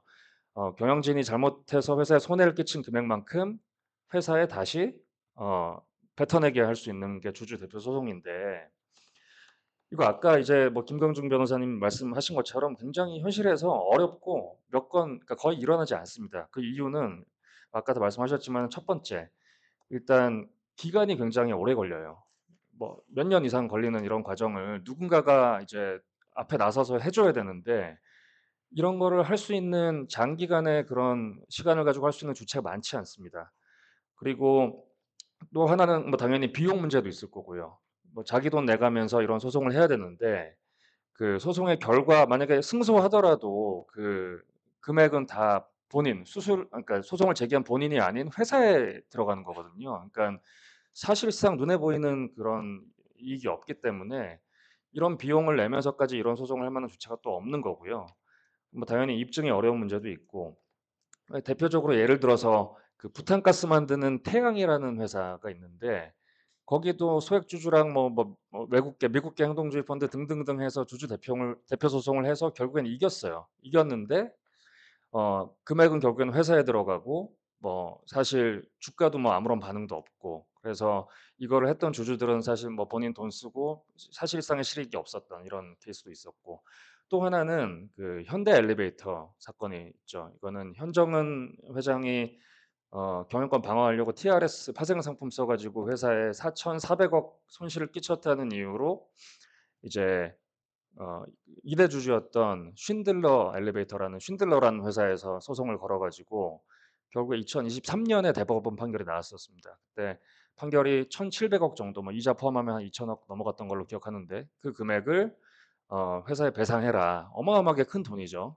그러면은 얼핏 생각하면은 현정원 회장이 뭐 수천억의 현금을 회사에 내야 되는데 뭐 가장 그냥 쉽게 생각하면은 뭐 그 정도 돈이 없을 거잖아요. 그러니까 뭐 회사 지분 팔아서 그냥 경영권을 상실하고 어 뭐랄까 이런 식으로 본인의 사익을 위해서 회사를 경영하면 경영권을 잃는다는 그런 모범 본보기가 나와야 되는 건데 전혀 그렇지 않았죠. 또 프라이빗 에쿼티 사모펀드 한 군데랑 딜을 해 가지고 결국에는 여전히 경영권을 가지고 있습니다.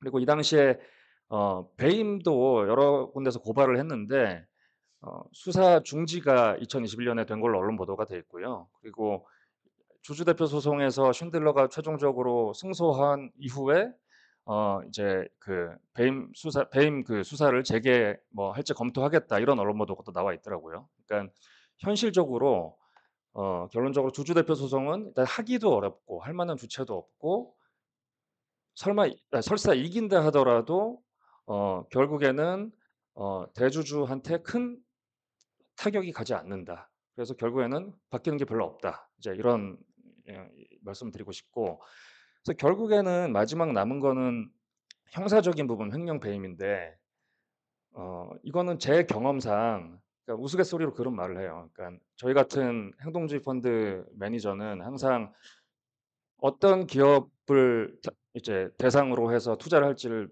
이렇게 검토하고 결정을 해야 되는데 뭐 우스갯소리지만 사실 뭐 어느 정도 진실은 이제 있는 얘기인데 대주주가 한 번 감옥 갔다 온 그런 기업을 이제 대상으로 하면 굉장히 행동주의하기가 쉬워진다. 그러니까 성공률이 높아진다. 이런 이제 말들을 해요. 왜냐하면 한 번 갔다 오신 분들은 절대 다시 가기 싫거든요. 그래서 그 뭐 저희가 실제로 뭐 약간 비공개로 이루어져서 뭐 이렇게 이름을 얘기하기 좀 그렇지만 이미 한 번 감옥 갔다 오신 대주주가 있는 기업을 상대로 여러 가지 자본 배분에 대해서 의견을 제시했고 결과적으로 그 회사가 받아들였습니다. 그래서 어 이게 이런 경우에 좀 잘 먹히는구나라는 걸 실질적으로 이제 체감을 했었고요. 그리고 아까 이제 좀 전에 변호사님 얘기하신 그 광주 신세계 사례를 보면 이것도 사실 제가 또 다른 이유로 최근에 이 케이스를 좀 스터디를 했었는데 되게 좀 어이없는 판결인 것 같아요, 이것도. 그러니까 보면은 신세계라는 그룹이 수많은 백화점을 다 신세계라는 회사의 지점으로 그냥 들고 있는 거죠, 그냥. 근데 유일하게 광주에 있는 백화점, 광주 신세계만 1995년에 별도 법인으로 설립했습니다. 그러니까 신세계가 100% 지분을 들고 있는 별도 회사, 별도 법인으로 광주 신세계를 설립을 했고요. 95년에 설립했고 98년에 유상증자를 이제 합니다. 유상증자를 액면가, 그 당시 5,000원 액면가의 유상증자를 하는데 그러면은 당연히 100% 주주인 신세계가 증자에 참여해서 돈을 넣어야 되는 거잖아요. 근데 신세계가 실권을 합니다. 실권을 하고 그 주식이 전부 다 정영진 이제 부회장한테 돌아가죠. 액면가의 주식을 대거 인수하죠. 예, 그리고 그로부터 4년 후인 2002년에 광주 신세계가 IPO를 합니다. 주식시장에 상장하는데 그 당시 액면가가 33,000원이었고요. 그러니까 IPO 가격이 33,000원이었고요. 그리고 나서 이제 한참 시간이 흐르고 2021년에 정영진 부회장 들고 있던 광주 신세계 지분 전량을 다시 신세계에 매각을 합니다. 신세계 주당 27만 4,200원에 매각을 하죠. 예. 그래서 액면가 5,000원에 받아서 27만 4,200원에 팔고. 그러니까 근데 이게 법원 판결이 어떻게 나왔냐면 이거 경업 금지에 해당하지 않는다. 경업이 아니다. 그리고 자기 거래가 아니다. 그리고 회사 기회 유용 소지는 있지만 경영 판단 원칙을 존중해야 된다. 그러니까 결국에는 처벌을 받지 않았어요. 그러니까 이렇게 어렵습니다. 그러니까 상식에 비춰봤을 때 주주에 손해를 끼치고 사익을 추구한 것처럼 많은 사람들이 인정할 수 있는 여러 사례들도 이렇게 굉장히 어렵고요. 그래서 지금 제 생각은 이번 정부와 국회에서 굉장히 거버넌스 개혁에 진심이고 잘 하고 있는데 어, 횡령 배임을 배임죄를 혹시 뭐 폐지를 하게 되면 이런 여러 가지 기업 거버넌스 개선할 수 있는 가장 파워풀한 도구를 하나 없애버리는 그런 결과가 되지 않을까 좀 굉장히 우려스러운 그런 의견을 말씀드리면서 마치겠습니다. 네, 감사합니다. 네. 질문을 드리겠는데요. 일단 배임죄를 폐지하는 거에 대해서는 상당히 위험하다 이렇게 생각은 하고 있습니다. 아울러 이 정부가 기업 지배 구조에 대해서 진심인 것은 맞는데 그 진심인 어떤 그 진심을 법적인 절차와 소수 주주의 권리를 구제하는 방법과 대리인 문제를 해결하는 방법으로 정말 연결되는가 이것은 좀 고민을 해 봐야 될 것 같은데 일단 상법상에는 소수 주주권을 행사하기 위한 일정한 비율이 규정이 돼 있고 그 비율과 보유 기간을 상장법인에 한해서 충족해야만 하는데 배임죄가 폐지된 경우에 소수 주주권을 보다 원활하게 행사할 수 있는 어떤 제도적 정비가 필요하다고 봅니다. 그래서 일단은 어떤 권리를 행사할 때 아까 말씀하신 600억이라는 그 어떤 주권의 레이트를 확보하는 것은 굉장히 어렵고 그것을 주주들의 연대와 협력으로 인해서 이루어야 되는데 이런 부분도 굉장히 어렵죠. 근데 제가 생각할 때는 우리 한국에서 상법상 규정하고 있는 더군다나 자본시장법의 주주의 특례 규정은 일단 상장법인 특례로 상법으로 들어왔기 때문에 주주권 행사에 관한 것은 상법에 근거해서 행사를 해야 되는데 회계정보 열람권이나 대표 소송에 관련된 경우에는 사실은 미국의 경우에는 단독 주주권을 인정하고 있다라고 인제 조사가 되어 있고 그렇다면 한국에서도 이와 같은 선진 입법에 근거하여 '주주권 행사의 레이트를 굉장히 낮춰야 되는 것이 아닌가.'라는 고민을 해볼 수 있을 것인데요. 네, 이런 부분에 대해서는 어떻게 생각하시는지가 참 궁금하고 또 실제 필드에서 소송을 제기하실 때 이런 비율의 문제로 인해서 많은 주주권이 제한되고 있다라는 어떤 경험이나 이런 거에 대해서 좀 듣고 싶습니다. 네, 전 서울대학교 사회발전연구소 연구 부교수 고은정입니다. 네. 그래서 저는 이제 그 지분 비율 네. 관련해서 그래도 조금 나아진 거는 예전의 판례상으로는 이제 상장회사의 경우에는 6개월 이상 그 기간을 이제 아까 대표성 1% 0.01%인데 상장회사의 경우에는 1%를 가지고 있는 경우에도 6개월을 채워야 된다 뭐 이렇게까지 봤다가 이제 그나마 두 가지 중에 하나만 되면 된다라고 해서 그렇게까지 판례가 해석된 거는 또 사실 그걸 얻어내기 위해서도 많은 노력이 필요했었던 거지 않습니까? 그죠? 그런데 그럼 지금 상황에서 우리가 이제 지분 비율을 예를 들어 대표 소송을 1%보다 더 낮추자 비상장에서 상장 회사를 0.01%보다 더 낮추자. 그럼 아마 상당하게 시끄러운 일들이 이제 벌어지지 않을까 싶습니다. 그러면 그러니까 결국은 지금 우리 정부 여당에서 이 배임죄를 폐지하면서 그 해결책으로 "이거 민사 책임으로 넘기자."라고까지만 나오고 그럼 민사 책임을 어떻게 하자는 얘기는 안 나오고 있는 상황이죠. 그래서 저희가 오늘 그런 발표를 한 건데 저도 이제 이 기회를 빌어서 필요하다고 생각되는 게 그겁니다. 그럼 도대체 어느 영역을 민사 책임으로 넘기겠다는 건지. 배임 행위를 32 개를 유형화를 해 가지고 그걸 다 개별 법령으로 만들어서 한다. 어제 이제 김남근 의원이 예를 든 게 그거거든요. 부동산 이중매매에 관해서 부동산 이중매매 뭐 이런 형사처벌 범죄를 부동산 이중매매 범죄 뭐 이런 식의 한다는 걸 예를 드시더라고요. 그러니까 그렇게 하면 이제 32개 범죄를 만든다고 하시는 건데 그럼 그 경우에 이제 기업들의 제가 가장 의문을 가진 게 영역일 거거든요. 재계 요구 때문에 없앤다 그러면 결국에는 이제 기업들의 임직원들의 사익 추구 행위 그거는 그대로 민사 영역으로 넘길 가능성이 큰데 그럼 차라리 그렇게 "야 이 부분은 민사 영역으로 넘기자."라는 얘기를 빨리 선언을 해야 거기에 대한 제도적인 논의도 좀 더 본격적으로 이루어지지 않을까 싶은 겁니다. 지금 상황에서 어느 범죄를 민사 영역으로 민사 책임으로 하겠다는 건지 어느 범죄를 어떻게 하겠다는 건지에 대한 논의는 없는 상태에서 배임죄 처벌만 먼저 크게 선언이 돼 버리는 바람에 이 상황이 더 벌어지게 있는 게 아닌가 싶어요. 그래서 첫 번째로 일단 해야 되는 것들은 민사 책임으로 넘길 영역과 그렇지 않은 영역에 대해서 우선 뚜렷하게 나오면서 그럼 민사 책임을 어떻게 할 거냐. 그럼 대표 소송을 한다 그러면 지분율 요건 어떻게 할 건지, 입증하는 문제, 디스커버리 제도를 어떻게 할 건지 이런 부분들을 좀 가야 된다는 생각이 들고요. 그리고 이제 아까 지분율 요건 관해서 현실적인 상황에서 말씀을 드리면 이제 주주들이 소송을 하고 있는 도중에 제가 했던 소송 중에 하나는 회사가 유상감자를 한 거예요. 음.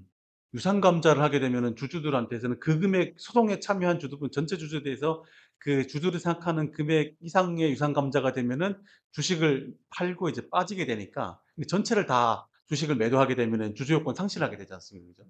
원래 소송 제기하는 도중에 줄어도 되긴 하지만 아예 없어 버리면은 원고 적격이 상실되니까 그러니까 실제로 회사에서는 이제 그런 시도를 좀 하고 있다고 생각이 되고요. 그리고 이제 아까 발표하실 때 말씀을 주셨던 건데 포괄적 주식 교환에 의해서 주주 지위 상실되는 문제 완전 모회사 회사가 완전 자회사가 됐을 때 전체 주주에 대해서 특히 현금 교부형 완전 포괄적 주식형 같은 경우는 현금 받고 돈 빠지게 되니까 주주주의 상실되게 되는 문제. 그러니까 이런 문제들도 사실은 지금 이미 벌어지고 있는 거고 수년째 문제가 지적되고 있음에도 불구하고 제도 개선이 여러 이루어지지 않고 있는 문제인 거죠. 그래서 배임죄를 형사처벌을 안 하고 민사형용으로 민사책임으로 물으려고 그러면은 같이 해결해야 되는 문제가 민사소송법, 민사집행법, 뭐 회사법 엄청나게 많이 있는데 거기에 대한 지금 법무부가 그것까지 검토하는지 그 얘기는 못 들어본 것 같습니다. 그냥 배임죄를 어떻게 처벌할 거냐, 어떻게 없앨 거냐, 예. 그다음에 개별 법령을 어떻게 만들 거냐, 어떻게 유형할 거냐, 이 부분에 대해서만 검토하고 있는 게 아닌가 생각이 들어서 그 대책이 필요하다는 생각입니다. 이상입니다. 아, 네, 안녕하십니까. 저는 법률신문의 한미나 기자라고 하고요. 저는 장진환 박사님께 질문을 드리고 싶은데, 아까 김광준 변호사님 발제 내용에서 법원이 지금까지 판례를 쌓아오면서 배임죄 구성 요건을 굉장히 엄격하게 해석해 오고 있다라고 말씀을 해주셔서 그 부분에 있어서 앞서 장진환 박사님께서 좀 더 세부적이고 상세한 가이드라인과 어떤 판단 기준이 필요하다라고 말씀을 해주신 부분이 조금 제가 듣기에는 궁금증이 드는 부분이었어요. 그래서 법원이 이렇게 뭔가 축소하고 엄격하게 해석해 오는 흐름에도 불구하고 아직도 박사님이 생각하시기에는 어떤 상세한 가이드라인이 더 필요하다고 생각을 하시는지, 그리고 그렇다면 좀 어떤 식으로의 기준이 더 필요하다고 생각하시는지가 좀 궁금합니다. 예. 아주 좋은 질문이십니다. 왜냐하면 이게 법학에서 가장 난제의 부분입니다, 형법학에서. 무슨 말이냐면 이제 사실 이 문제가 발생하기 전에 지금 이런 논의가 발생하기 전에도 뭐 독일이나 오스트리아, 스위스부터 해서 뭐 외국 모든 대부분의 나라가 배임죄의 불명확성 문제가 있다고 제가 말씀드렸습니다. 그때 기준이 뭐냐면 이 문제가 왜 시작되냐면 자의적이다. 그러니까 예측 가능성이 힘들다. 지금 기업의 어떤 아주 대표적인 극단적인 사례 같은 경우에는 누가 봐도 처벌해야 되는데 왜 안 하지? 이렇게 되지만 사실 문제가 있는 건 경계선상의 사례죠. 이 정도가 배임죄인가? 굳이 민사적인 문제로 해결하면 되는 거 아니야? 아니 이 정도는 형법이 들어가서 배임죄로 처벌해야지. 이 경계거든요. 그러면 문제는 지금 이제 사실 실무나 이론에서의 생각은 형법은 사실 여러분하고 이제 일반 이 시민하고 상식이 좀 다를 수는 있지만 이제 최후 수단성으로 몇 번 말한 대로 써야 되기 때문에 계속 이제 엄격하게 해석을 합니다. 그래서 이제 지금 말씀을 이제 한 것처럼 타인의 사무를 관리하는 자를 엄격하게 해석하고 임무위배 행위를 엄격하게 해석하고 재산상 손해를 엄격하게 해석하는데 문제는 그 과정에서 어떤 사례도 이 기준을 들이대면 딱 예측할 수 있을 것 같아. 라는 어떤 기준은 사실 찾아내기 어렵습니다. 왜냐하면 행위 유형의 특성들이 다 있거든요. LBO면 LBO, 아까 말한 후원 내면 후원인데 그런 상황에서 그나마 이 정도의 어떤 판단 기준을 통해서 우리가 하겠다는 걸 만드는 게 이제 법리인데 판례는 이제 그 법리를 만들기 위해서 매우 노력하고 있고 외국의 사례나 외국의 판례들을 많이 수용해서 참고하고 있습니다.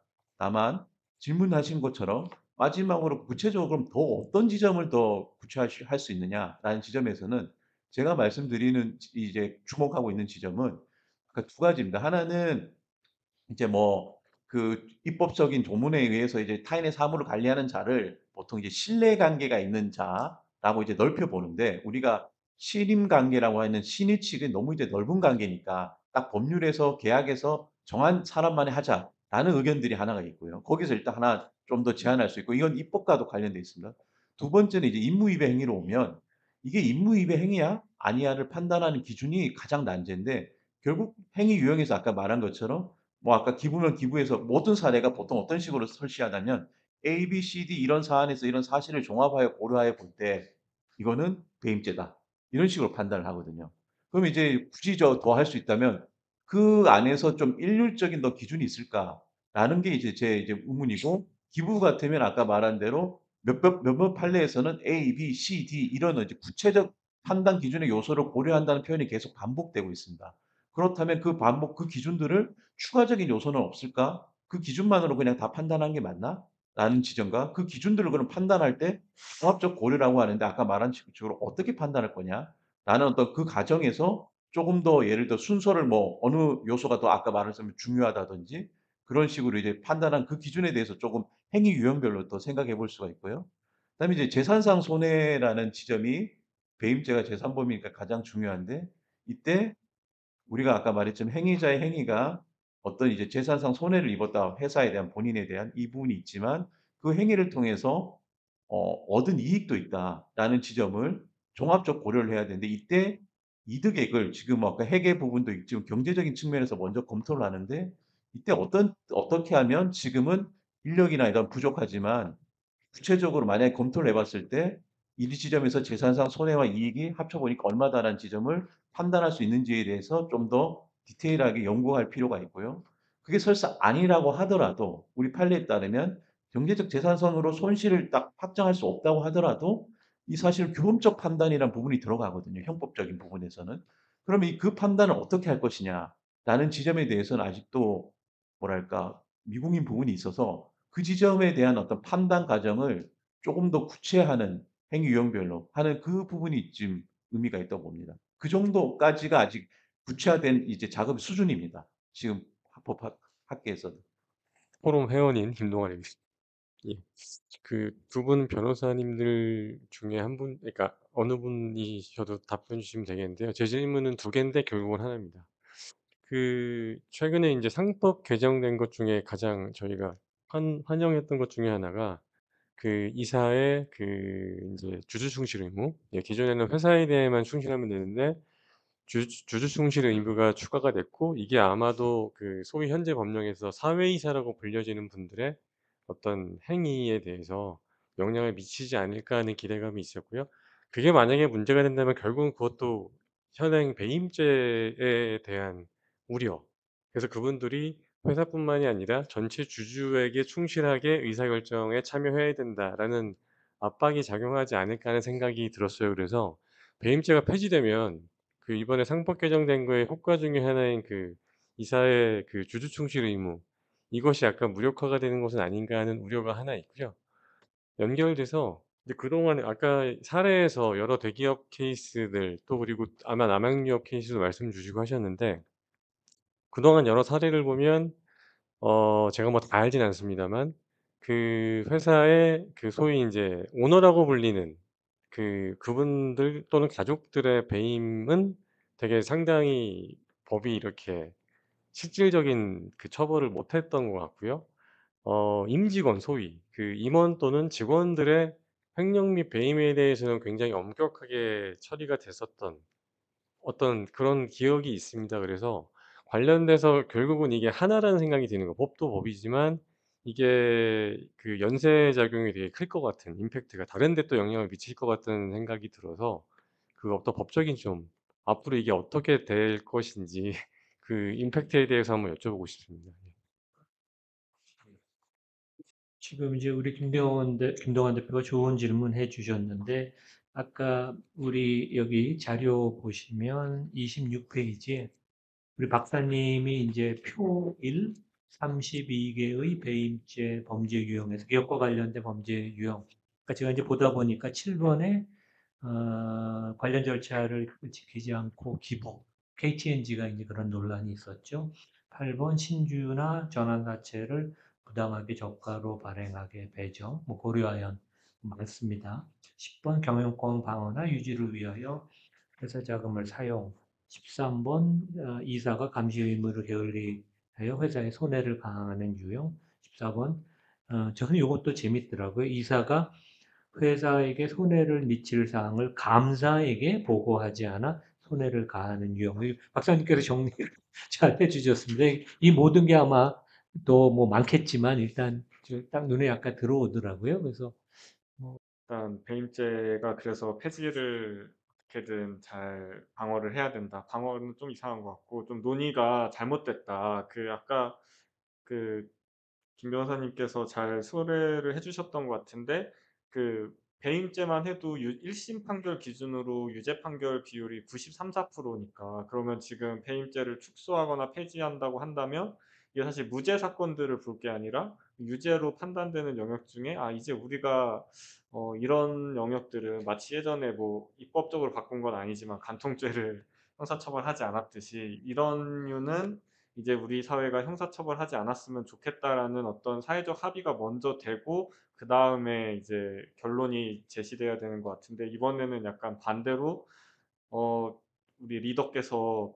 폐지라는 결론을 던지고 나니 이제 아래서는 이걸 어떻게든 마련해야 되는 약간 이상하게 논의가 되다 보니 지금 법무부에서도 안이 제대로 안 나온다고 저는 혼자 추측을 하고 있는 건데요.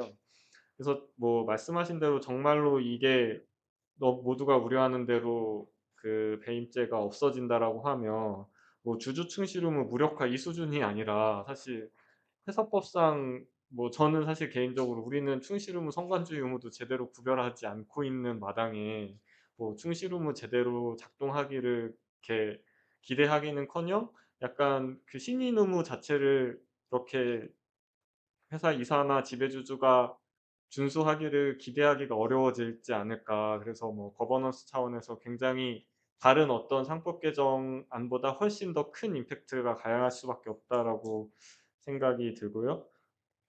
그리고 그 두 번째 말씀하신 건 이제 임직원한테만 횡령 배임을 너무 엄격하게 처벌하고 있는 것 아니냐. 그것도 뭐 저도 사실 그렇게 너무 생각을 들어서 아까 그 양형 같은 것도 한번 가져와 봤는데 정말 그분들의 재벌 대기업 집단 지배주주의 횡령 배임 규모는 사실 뭐 약간 상상을 초월하는 수준이잖아요. 근데도 뭐 양형을 보면 너무 사실 뭐 징역 3년에 집행유예 5년이 거의 뭐 공식처럼 정해져 있다 보니까.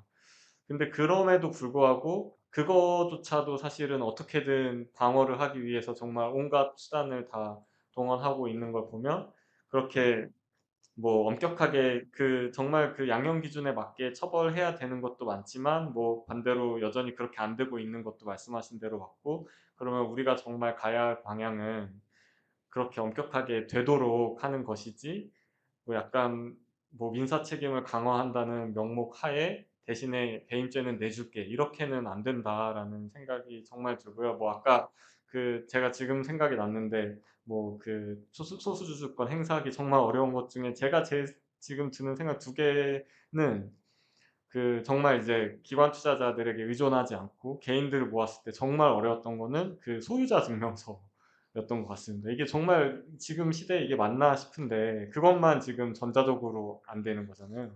그러니까 그러다 보니까 이게 6개월을 보유해야 된다는 거를 정말 강조를 하지만 사실 정말 본인들은 사고팔고도 많이 하시고 하니까 정작 이렇게 주셨는데 6개월 안 되는 경우들이 정말 많았던 것 같고요. 그리고 주주 대표 소송 하다 보면 지금도 저희 또 단체 차원에서 이제 기획 소송으로 이렇게 하고 있는데 보면 사실 수사기관은 부르면 되는 거잖아요. 본인들이 조회해서.